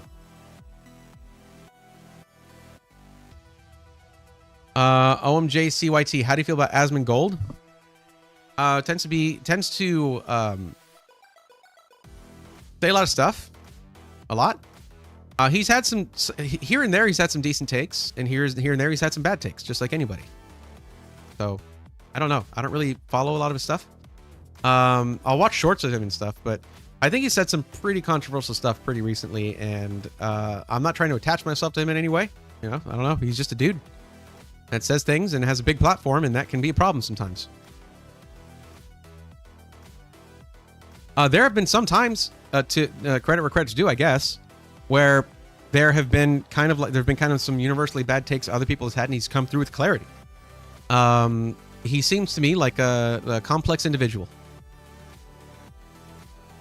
Let's be honest, it's my Rust PC lol. I would actually think it'd be super dope if you got that thing, because it's basically a blank canvas, and you gave it like a Rust patina with like some rub and buff, that kind of thing. Put that on there, and that'd be super cool, I think.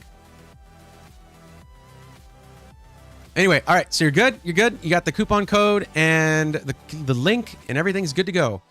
Next person, let's see if Cash is still here. Cash, where are you at?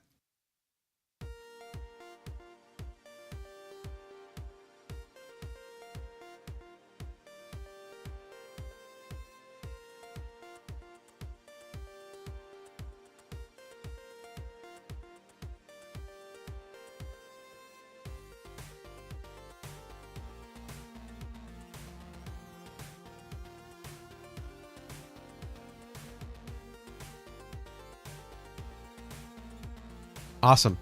Good luck with that. I think it's going to be a really well-balanced PC for what you're trying to do. Turtle 9060 XT releases in a week. If you don't need something now, look at that where that stands. Actually, considering that, let me see. Purchasing within a month. Yeah, Turtle, actually not a bad idea since you're purchasing within the next month. Next week should be when they release the reviews for the 9060 XT. I guess I've been more dialed in on review cycles for NVIDIA because I actually became a part of that. And I get nothing from AMD, so well, I mean not with releases, not with new stuff coming out. So yeah.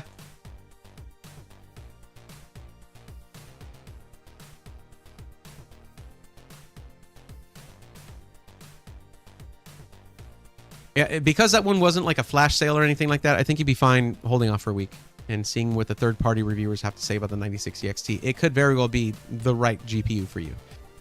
Enjoy the PC. I'm looking at benchmarks. Looks better than I thought. Yeah, no, the 5060 Ti is good. It's solid. And plus, if you end up doing anything that requires a lot of VRAM, 16 gigs, pretty nice to have at that price point. It generally won't be able to utilize that 16 gigs of VRAM in a really fast way for gaming, but it can help in other aspects, in other use cases where VRAM can become really useful. Hash, Are you still here? Let me see if you're over on the Twitch side. Cash X7. Cash X7. Not the name I see on the screen here. But are you here? I see that you are still in Twitch chat. We'll move on to Wizard Tegan if you do not sound off in the next couple minutes.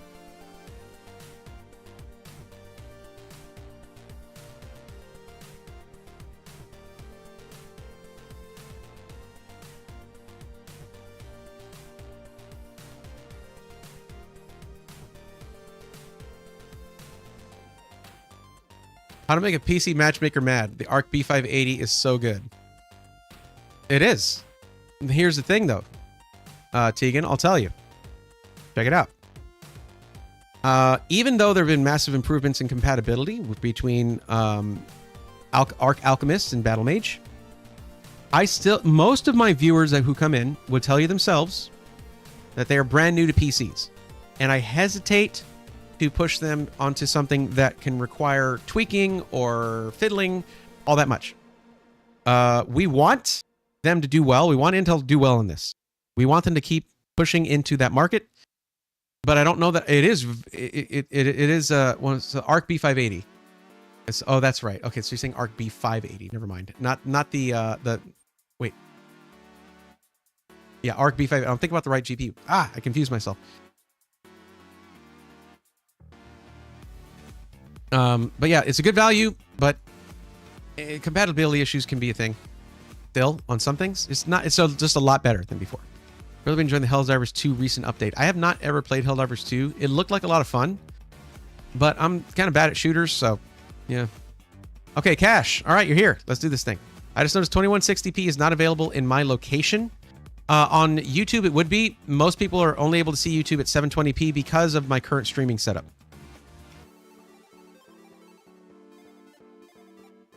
Okay, so here we're doing a parts list for Micro Center. Oh, wait. Hold on. Wait. No, okay. We're not doing a parts list for Micro Center.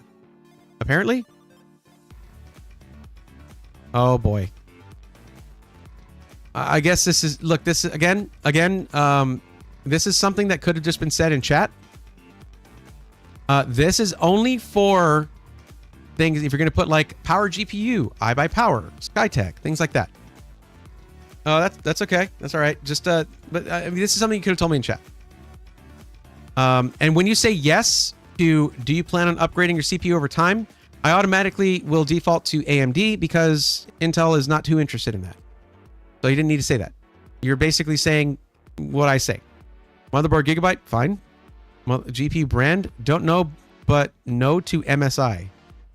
Yeah, all that stuff could have been said in chat. So this should be Blink. As it says in the forum, if you enter anything other than the name of an SI, it invalidates your form entry. But I'm not gonna put up with that. I mean, or do that. I know I wasn't showing the screen. Sorry. Here it said this. It said CPU AMD because mobile supports next gen CPU. Mobile, yeah. So there you go. You just saw my face while I was saying that. Sorry. Yeah, no, it's yeah. Most people are any of you guys able to watch on Twitch in 4K in 2160p? No, I saw that they're in both chats, Enmei. They're in both chats. Okay, let's see here. So you want a parts list, and you did give me your location, but you chose yes, but I don't want to get my PC there. So you don't want a parts list for Micro Center? Tommy Snaps? Nope. Okay. Hey, what's up, Tommy Snaps? Thank you for chiming in. Yeah, that's been a thing. It's been 720p.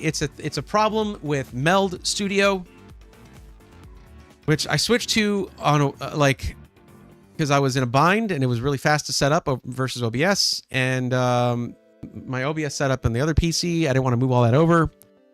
Maybe I will just do that, I guess, and just deal with all the... I should just set it up from scratch. Anyway, OBS, I'm able to do separate bit rates. In Meld, you can only set up one bit rate, even if you're multi-streaming. Lurker Man doing well. I appreciate that. Had our son a few months back. We've had our hands full of 2 kids. Wow, cool. Congratulations. Congrats. That's awesome. If I get good deals at Westbury Micro Center. Got it. Okay. Gaming, streaming. Shouldn't be a problem. I really hope our previous Micro Center build was saved because it is now going to get erased.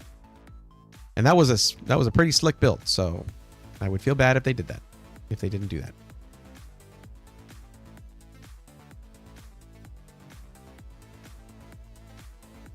Westbury Micro Center.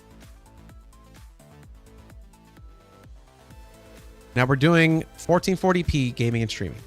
Let's see what Westbury has in terms of GPUs. That is always the crux of the matter.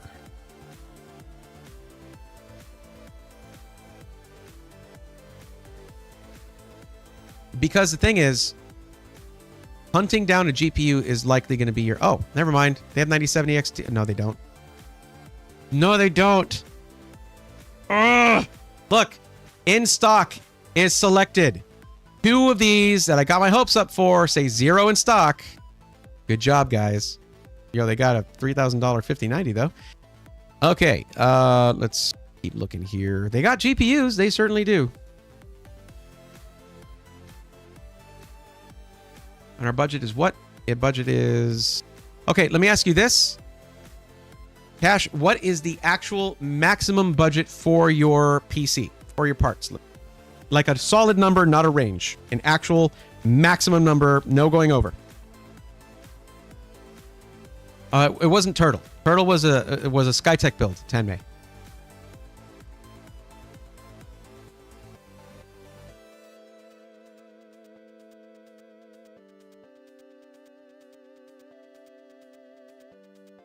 Okay. I do want to note that there is a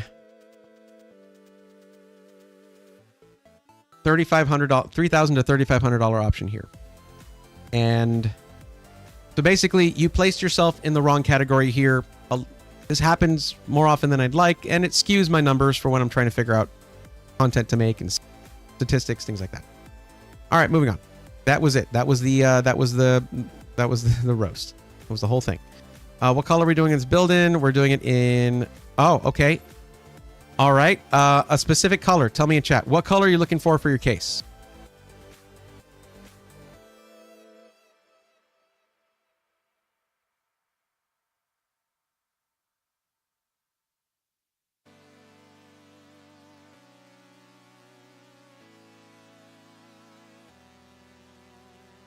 I feel like I'm going to go right back to this form. I feel like I'm going to go right back to it in a minute here.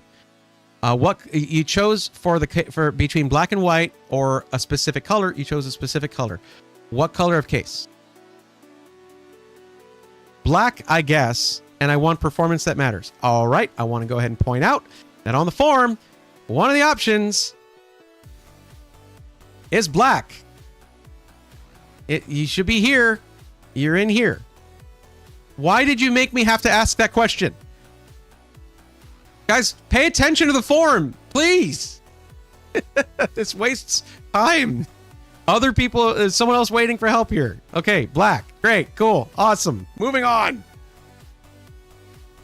And you want performance that matters. Cool, I was going to give you performance that did not matter. So thank you for specifying that.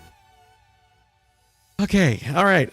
Maybe I've been doing this for too long, guys. Maybe I've been doing this gig for too long. I don't know. I don't know. I don't know. Maybe that just shouldn't bother me. That shouldn't bother me. That's not a big deal, right? Yo, they got a lot of GPUs at this. Okay, heads up, people around New York State area. Westbury has a lot of GPUs. What the hell? But with 3500, you can easily go with a 3080. That's what we're going to do. A 5080, rather. We're going to go ahead and go with a 5080. That'll be great. That's what we'll do. And we will select every brand except for MSI.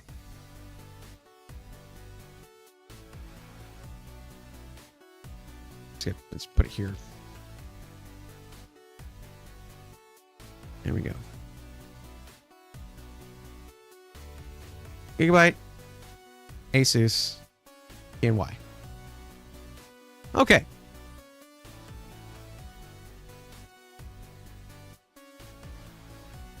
So the Prime overclock card is going to be probably the best price here. For this $999 MSRP card, it's $1399. I don't like it either. But that's the world we live in. Okay, so Asus Prime OC 5080.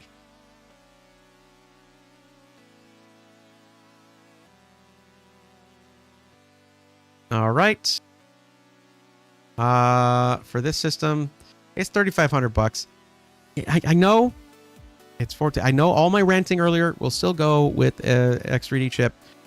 It's not 480 right now. It's 459. Look at that, $20 off, everybody. No, I'm aside because I have a 2080 Ti. It gave me video memory issues. Got it. Sure. Okay. I got you. Don't at me about this. It's a high budget system for gaming and streaming, and I honestly believe that the 9800X3D is good for that. Why I used it when I spec'd one out. And they want AMD specifically. And I would not recommend a 9950X3D because you end up, once you start a game, with a 9800X3D anyway. So, yeah. Good choice, I think. Good job, me. Thanks, me. All right. I guess we could look at a bundle. But no, it's for streaming. I'd like to give you a rockin' motherboard. You want a gigabyte motherboard? I got you. I mean, you didn't put in a $3,500 budget to cheap out on anything. You want a premium system here.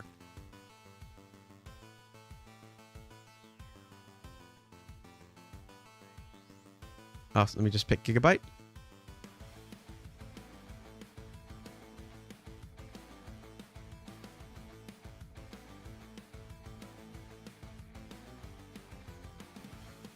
Nope. There we go. Okay, this is the one I looked at earlier. The Aorus Master has awesome I/O.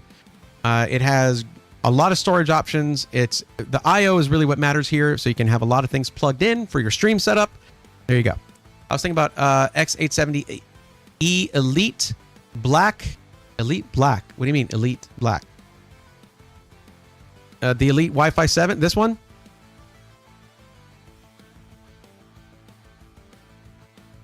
I'm gonna show you something.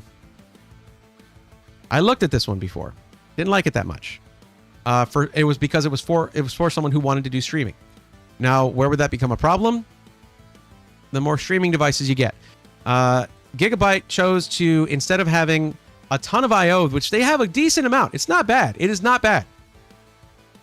It's honestly pretty good on this. Maybe I was looking at Intel system. This is actually better than the Intel one was. But you're looking at 4 type USB 2.0s. Not bad. 4 USB 3.0s and 2 3.2 Gen 2s, and then 2 USB 4s. This actually is better than the Intel one. This isn't bad. I want to compare it to this.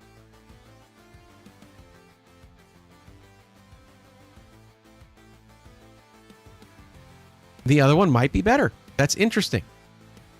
So what you're trading off, you're giving up 2 of the USB 2.0s. And you're getting an additional couple of these faster ones. 5 gig Ethernet is nice, but I don't know if this is worth $500. Having an additional $250, $220 or whatever on your motherboard. So yeah, I think maybe I think the Aorus Elite might be the better choice here. Yeah, you're just giving up a couple of these and gaining a couple more of these. Same amount of USB 4.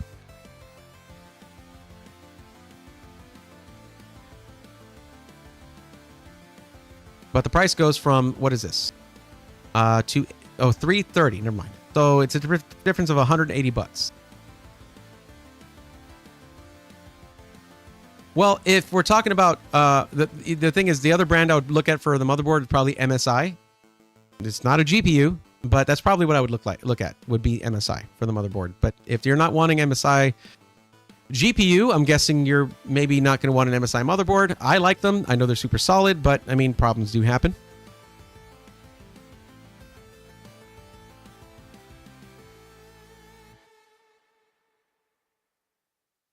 Let me see something real quick.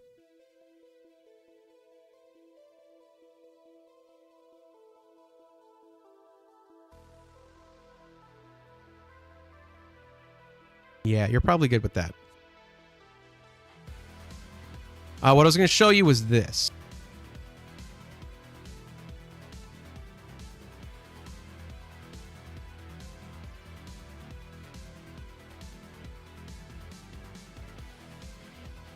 That is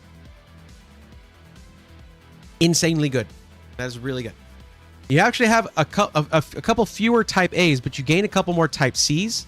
And these all can support DisplayPort, except for maybe this one down here.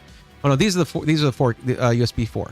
Then you have two 10 gigs. So these don't do DisplayPort, but you can get a couple monitors out of that. You don't really need to. But all of these Type A's are 10 gigabit per second. You have dual Ethernet, which you probably don't need, but you do have a 5 gig on there. I like this motherboard a lot. I can find a use case for dual Ethernet. You might not be able to. But this is the same price as this one. So just comparing real quick. Let's see. It's 9 plus 4. Okay, so it's 13 USB overall. And this one's going to be 12 USB overall. This one just has the 5 gig Ethernet, which is definitely fine. Now, if we look at the Aorus Elite, you have USB 2.0 on here, and that's usually fine for like a keyboard and mouse. So you only usually need about 2 of those. But once you get to other devices, external capture cards, audio interfaces, things like that, they start to get to where they want things that you need for streaming. They start to want for higher bandwidth USB ports. And this one just has all that. It's just all high bandwidth USB ports. Everything here is high bandwidth USB ports. This is a good motherboard for streaming right here. IMO. It looks very nice too. It does look very nice too. Yes. Plus, I remember the PCIe layout being good for adding in a capture card, an internal capture card, a additional USB card. I mean, you can have this thing tricked out to have 5 Stream Decks on it if you want, and not have it affect anything else. 10 Stream Decks on it if you want. If you add a USB card, just things like that. It's a good motherboard.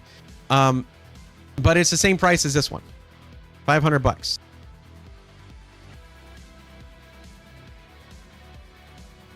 Go with your device. Okay.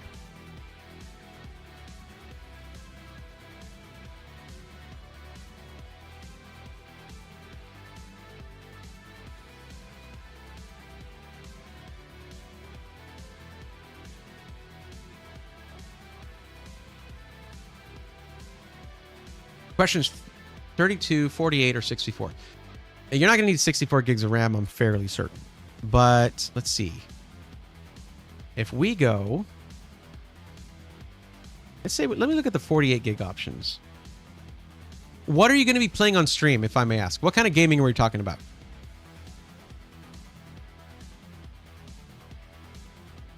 Matthew and I have a bunch of MSI stuff. Yeah, me too. It's good stuff.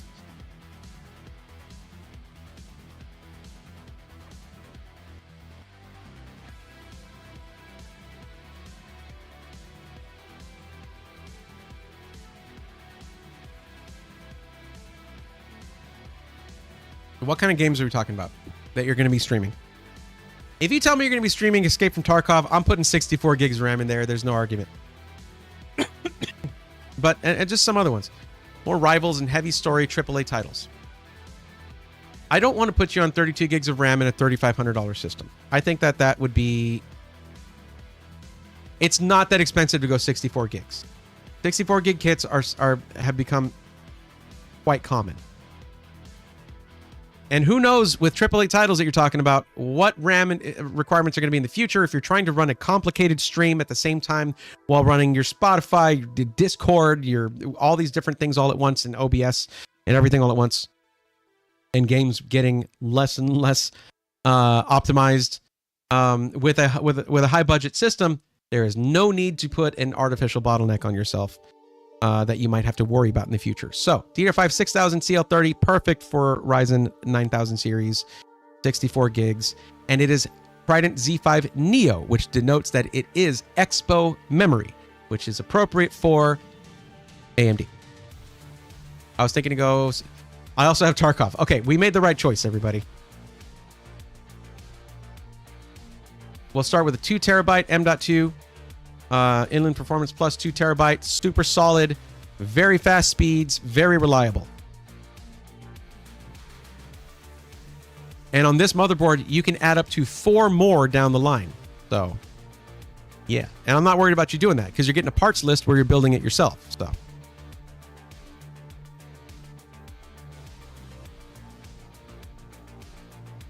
now tell me this, on case styles, what style of case do you like? I should probably have a question about this in the future form, maybe the 2026 form. I can have a picture of just a fish tank and a mesh front panel case and say between these two, which do you prefer? But I mean, I can just ask that now. It's just I have to ask it every time. Do you like the fish tank style? Do you like the mesh front panel? Most would think like, oh, that's pure performance, though you can get quite good thermals with a fish tank case. It's not a problem. What are we thinking there? Do you like the all glass, like front and side, or do you like just do you not care as much? Do you want just mesh on the front with fans? Mid tower. Okay, that's just a type of size of tower. The fish tanks are mid tower cases. It's a designation of size of tower. I don't want front fans. All right, cool. So fish tank. All right. My recommendation there has typically been the King 95 Pro because it simplifies everything. It comes with the side intake, bottom intake, and rear exhaust fans. All you got to do is put in a top radiator for exhaust for your AIO. So that's what I would recommend. It's right here. They got it in stock in black, $169.99. It looks super sick. It's what I would recommend there. The curve is nice. The RGB bar is nice. When it came time to build, to do a custom system with Skytech as a collaboration, my higher end one had the King 95 Pro, and I never regretted it for a second. And it's also even fun to build in. I had to do that. What do you think about Lee & Dynamic Evo? It's going to cost a lot more. Like a lot. It's a cool case. Don't get me wrong. It's going to cost a lot more because it initially costs more in general for a case with no fans, right? But there's not a version of that comes with fans included. And if you're going Lee O11 Dynamic Evo, you probably want Lee fans. You're talking about basically adding like $300 to your build for a similar looking case. Because you got to buy all the fans for it.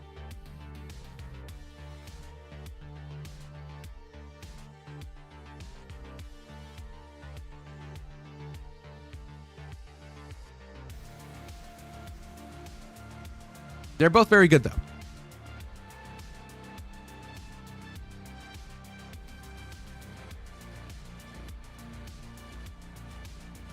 Here's the thing.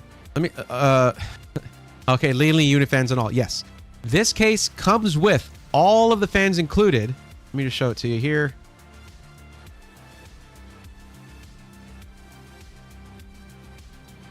It doesn't show the bottom ones, but there are 3 bottom reverse flow fans. There are two 140 millimeter reverse flow fans on the side for the intake and the matching rear exhaust fan. These are all already installed. Cables are already connected. Everything's all done for you. All you have to do is install your AIO and you have a full complement of case fans, Dunyan rings, good to go. So I really like this case for that. It's got a 4.9 rating out of 24 reviews. It is a fantastic case. No pun intended. You also, as was mentioned earlier, it comes with a front mesh panel if you wanted to have front intake fans. You don't have to do that, though, because you don't want that. You go with X870E carbon.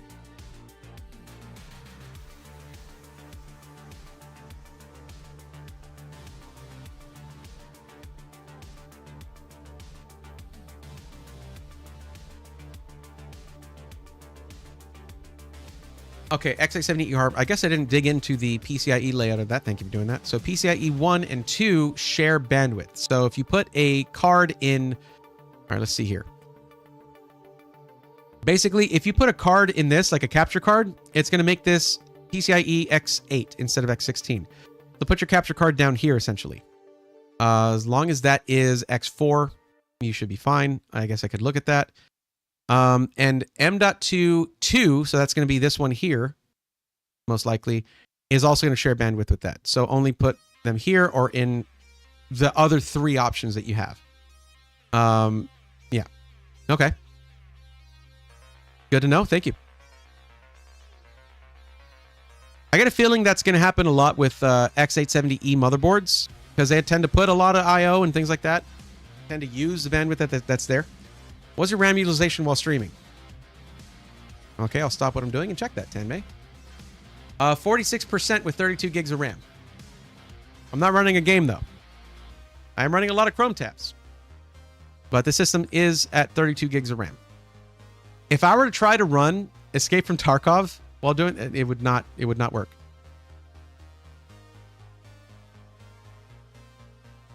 Let's check, I guess. We'll check if the other option here, AOR's Master, which is an equivalent one. Let's see what the PCIe layout is on this. Does it have that here, or do I need to look up the... It does not have that here. Okay. Wait, what does this say, actually? Let me check something. I'm really hungry. Oh my god. This doesn't say what it is. How many lanes actually get to it. Okay. It might be better, actually. Thank you for pointing that out, or Chaos. It might be better to go with the gigabyte board, because the main thing I'm looking at is this.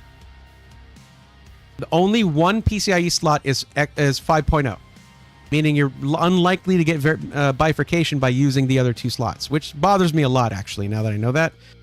I'm going to want to see what they did with their new Ace for the Z890 Ace. But let's see. Let's take a look at this.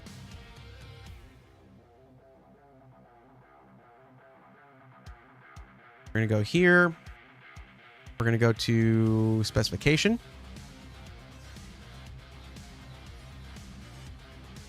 No, go ahead. I clicked the thing. Go ahead and do the thing. It's thinking about it. Okay. Expansion slots. Okay. PCIe 16 slot can only support a graphics card or an NVMe SSD. If only one graphics card is being installed, be sure to install it in the PC.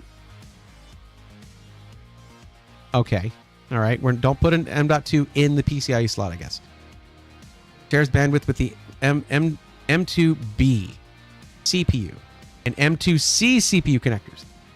This is what I'm talking about. They're doing this a lot. Okay, cool. All right, why don't we check this guy?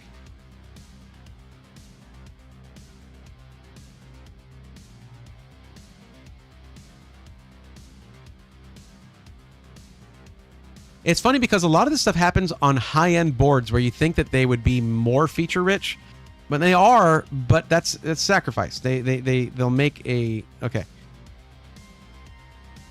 Oh my God! So much bifurcation everywhere you look.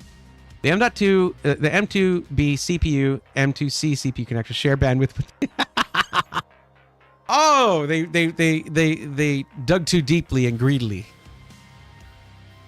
So really, it doesn't matter. It doesn't matter if you go with the MSI board or the Gigabyte boards. It's all bifurcation all the way down. What about these? X16 supporting PCIe 4 at 4. Oh, okay. This could be a selling point right here. So this X16 slot does X4. This X16 slot does X4 at PCIe 3.0. Both of these could handle a massive capture card if you wanted to run that way. Okay, so now we need to see how many M.2 slots there are. Because there's really going to be, if there's 5 of them, really 3 of them are useful. Not all 5. Storage. Okay, one integrated into the CPU, M.2A CPU. That will not bifurcate because it's B and C. It only has 4. So you can only put in 2 M.2 drives before you bifurcate your X16. Look, here's the thing. It's a 5080. So a 5080 at PCIe Gen 5 X8 should be fine. If it was a 5090, I'd be concerned. I don't think the 5080 is going to saturate 8 lanes because think about it, 8 lanes of PCIe Gen 5 is the same bandwidth as 16 lanes of PCIe Gen 4. I think it should be fine. Horse Gaming Network for Nerds, what's going on? I hated Phenom 2 back in the day. Don't remind me. Oh, okay. I'm sorry I missed all this stuff on the YouTube chat. But welcome. Upgraded my mom's computer from AMD Semptron 140 to Phenom 2 X4. How big of an upgrade is it from 1 core to 4? It's going to be a massive upgrade. I mean, it is a bit of a headache of a platform, as Tenmei said. But why that? Why not to something more modern? Found an e-machine PC in the dumpster and are trying to modernize it. The PC actually works and was only used according to Crystal Disk Mark for 2 years, and it's a PC from 2010. Is it standard ATX mounting? Can you put a different motherboard in there? Because you can find yourself like an AM4 motherboard and like a Ryzen 5 3600, and you're like, you still have upgrade path with that. If there's a 5090, what to do? If there's a 5090, you do not put an M.2 drive in slot 2 or 3, meaning you only have 2 that you can use. Because this board has 4. Let's take a look at when it comes to this one. This one has 1, 2. It has 4 as well, and 2 of them are okay. Same thing. Now, what about this? We didn't really check this one in depth. Oh man, it's taking a while. I do apologize to Wizard Tegan. I don't know if you're still here. I'm supposed to be ending it in like a minute, but all right. I'm glad that you brought it up, Org Chaos, because I don't like the. I need to dig into these new I got to the point to where I was pretty well versed in the 600 series of motherboards from AMD. Not so much with these.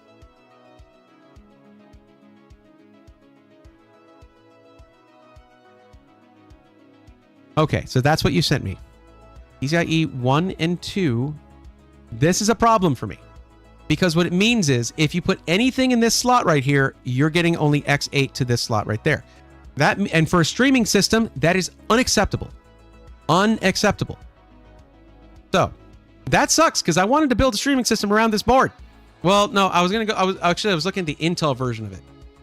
And it doesn't have that, I don't think. Thank you, Intel. Anyway. Okay, so I'm guessing that this one's going to be the way to go. Even with a little bit less I/O, you can use your other 2 slots, no problem. Expansion slots, X16, X4, perfect. And this is the more expensive one. Well, that's with the MSI board. With either of the Gigabyte boards, you can totally do that, no problem. The benefit of the MSI board is you have more storage slots you can use. With this one, what I'm probably going to do is I'm going to see if I can put a 4 terabyte main drive, and then you might not need to add storage for like a really long time. It supports micro ATX. There you go. Grab yourself a micro ATX AM4 or cheap AM5 board, I guess. And like a Ryzen 5 7600 or 7700, you can get yourself a good little budget upgrade there, but it does require DDR5. Socket AM4 would require DDR4, so you got to get RAM too. DDR4 is very cheap. You might want to go with socket AM4. The future upgradability is not as good, but boy, aren't there a lot of options. Okay, anyway, oh geez. Yeah, I guess I would go with it's a same here. Same PCIe layout here, so you can use both of those. Capture card, you add additional USB card, things like that, no problem. The only thing that you cannot do and still have X16 for your main slot, which means it's 16 lanes. What the MSI board is doing is, if you use that second PCIe slot, it is taking 8 of the lanes away from the top one, and it's splitting. So basically you have 8 and 8. This board won't do that. The only thing you can't do is putting an M.2 drive in the 2nd or 3rd slot. You can still put one in the 4th. So we're going to try to put maybe a 4 terabyte drive in the main for your boot drive. You may never have to upgrade storage, but if you do, you use the 4th port for that. The 4th M.2 socket for that. So we'll go with that board. We're going to save some money anyway. That's going to allow us to put in that 4 terabyte drive. So let's switch it up to the okay, brand, just Gigabyte. Thank you. And it was the Aorus Elite, the first one you mentioned. There you go. Saved you a couple $100. Still doing 64 gigs of RAM, and we're going to upgrade this to 4 terabytes of Inland Performance Plus storage. Very, very good storage. I vouch for it. I use it all the time. Oh, there's an 8 terabyte one for $700. 4 terabyte is $279. It's like it's yeah, nice. Yeah, and with only really having 2 slots you might want to use, having a 4 terabyte boot drive is the way to go. I know it sounds pretty corny, but I like your idea. It sounds like a good investment. And heck, you're basically building a sleeper. Just make sure you can get adequate cooling to it if possible. All right, we got to finish this build, man. Okay.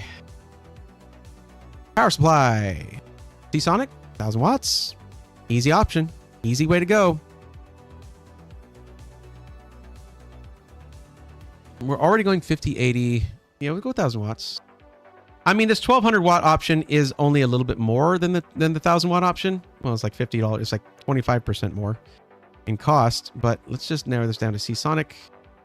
Not that that's the only good brand. There are other great power supplies here. I'm just trying to make this quick. 1,000 watt, 269. 1,200 watt, 249. Interesting. We're gonna go with this guy right here. All right. My build would be on Tuesday, right? I mean, I don't know if it would have been a really quick one. We could do it Tuesday if you're okay with that. Oh, you're doing an upgrade.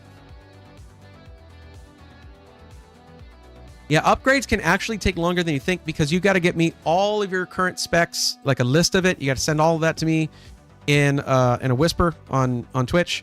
I got to look through that and then figure out your upgrade. If you're cool with waiting, I would appreciate it because I'm starving. I need to eat something soon. And we're just about done with this build, but let's see. Liquid cooling kit. Do they have the larger Montech one? I would like to match. They do. They have a Hyperflow. Hell yeah. Hyperflow 360. The fans don't exactly match, but you're at least getting the same. They're going to use this, be manufactured with the same type of LEDs. Your hues will be the same codes, all that. I'm sorry. I swear I put new build. I can make another form. You can do it on Tuesday. You don't have to make another form, Tegan. Just this form stays on the spreadsheet, and you keep your place in line. So. Yeah, you're in early for Tuesday, basically. I'm sorry. I might have wasted a lot of time on this one, ranting about stuff. I'm really sorry. Like, yes, this build's taking a while, but I also took a long time just yelling at my microphone. So, and that's how these things go, I guess. I appreciate you. Thank you. Okay. CPU, motherboard, RAM, GPU, storage. Case, I think it's a very good choice on that. Power supply, AIO.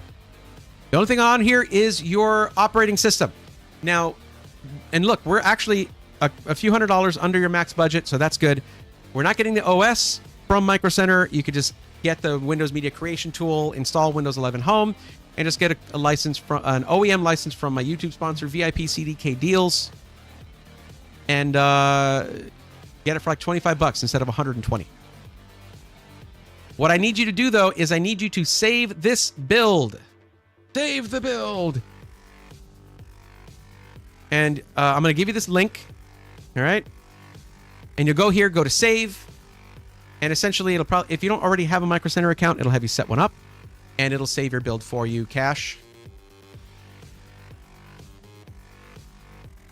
And if you don't mind, when you're there, oh no, that's right. They're not building it for you. I like to, whenever they're building it for someone, I like to say, hey, ask what they think about the build, just to see what they think about the specs and whatnot. So much. Thanks so much for appreciate your help. No problem.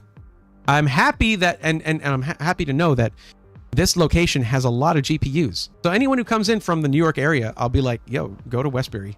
They got all the graphics cards. I wish I'd known that earlier. BattleCat Legend. For 3D renders and editing, is 50 series better or worse than 40 series?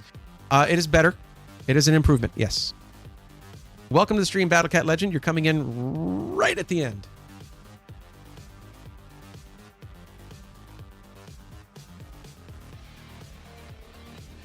Let's go on over here. Well, BattleCat Legend, I'll tell you this. If you're looking for help one-on-one help, even if whether you're getting a pre-built or getting a DIY parts list put together for your first build or your fifth build or whatever. If you want help with that, you can click on the link in the description, the very first link, and fill out that form. It'll reserve you a place in line for Tuesday. I'll be helping out then, and I can help you find the best pre-built or parts list for your budget, your needs, all of that. Santa Clara has over 30 9070 XTs under $750 right now. Matthew, I was supposed to be there tomorrow. I was supposed to be there for the grand opening. I was supposed to be there. It should have been me. I would have so wanted one of those. I never got a 9070 XT. I'd like a review unit. I'd like a review system or something. SI is out there. Send me a system with a 9070 XT. I want to put this thing through its paces. Well, whatever.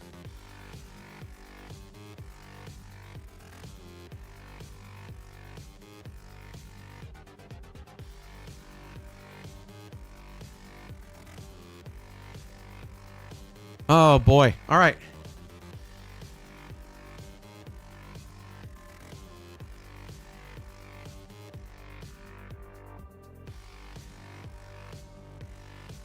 Okay, cool. Awesome. Okay, we're going to be rating one of my favorite content creators. That is Manly Reviews. Would have rated him last time, but he wasn't streaming. I would love nothing more than for y'all to troll the hell out of this guy. He deserves it. He says a lot of controversial things in his videos, okay? Yeah, and if you're watching on YouTube, click the link in the description to come over to the Twitch stream and join me in rating this awesome content creator, Manly Reviews. Liam is a great dude. I would love it if you join me. And 3 people have already left. Okay, yeah, I get it. All right. I don't ask for much. Giving out free help, hanging out with you guys and all that, and I'll just raid with me. Just come, even if you're there for 20 seconds. It makes me happy. The little thing that makes me happy.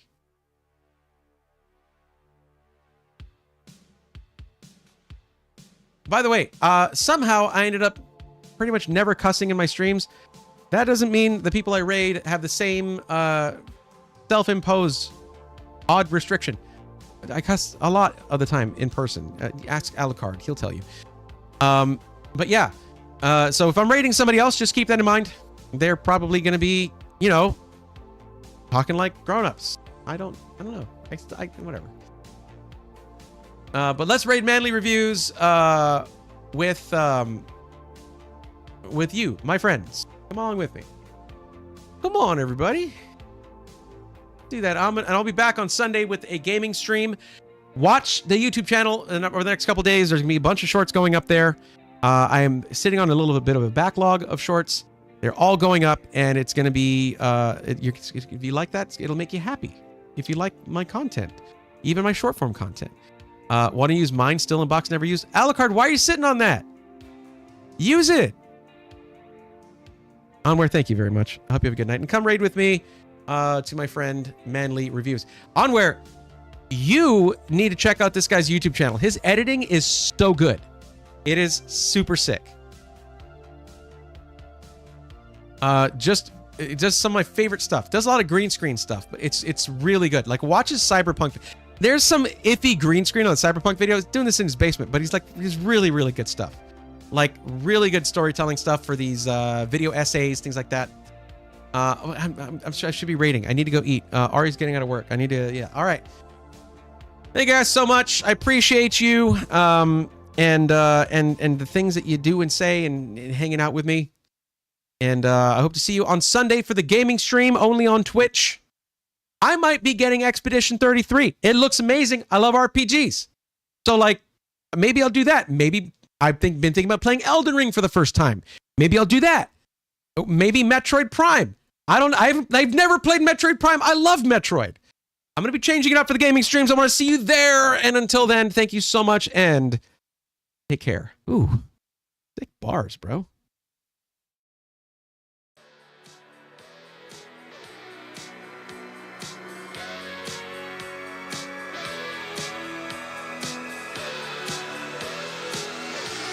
Let's go, nerds!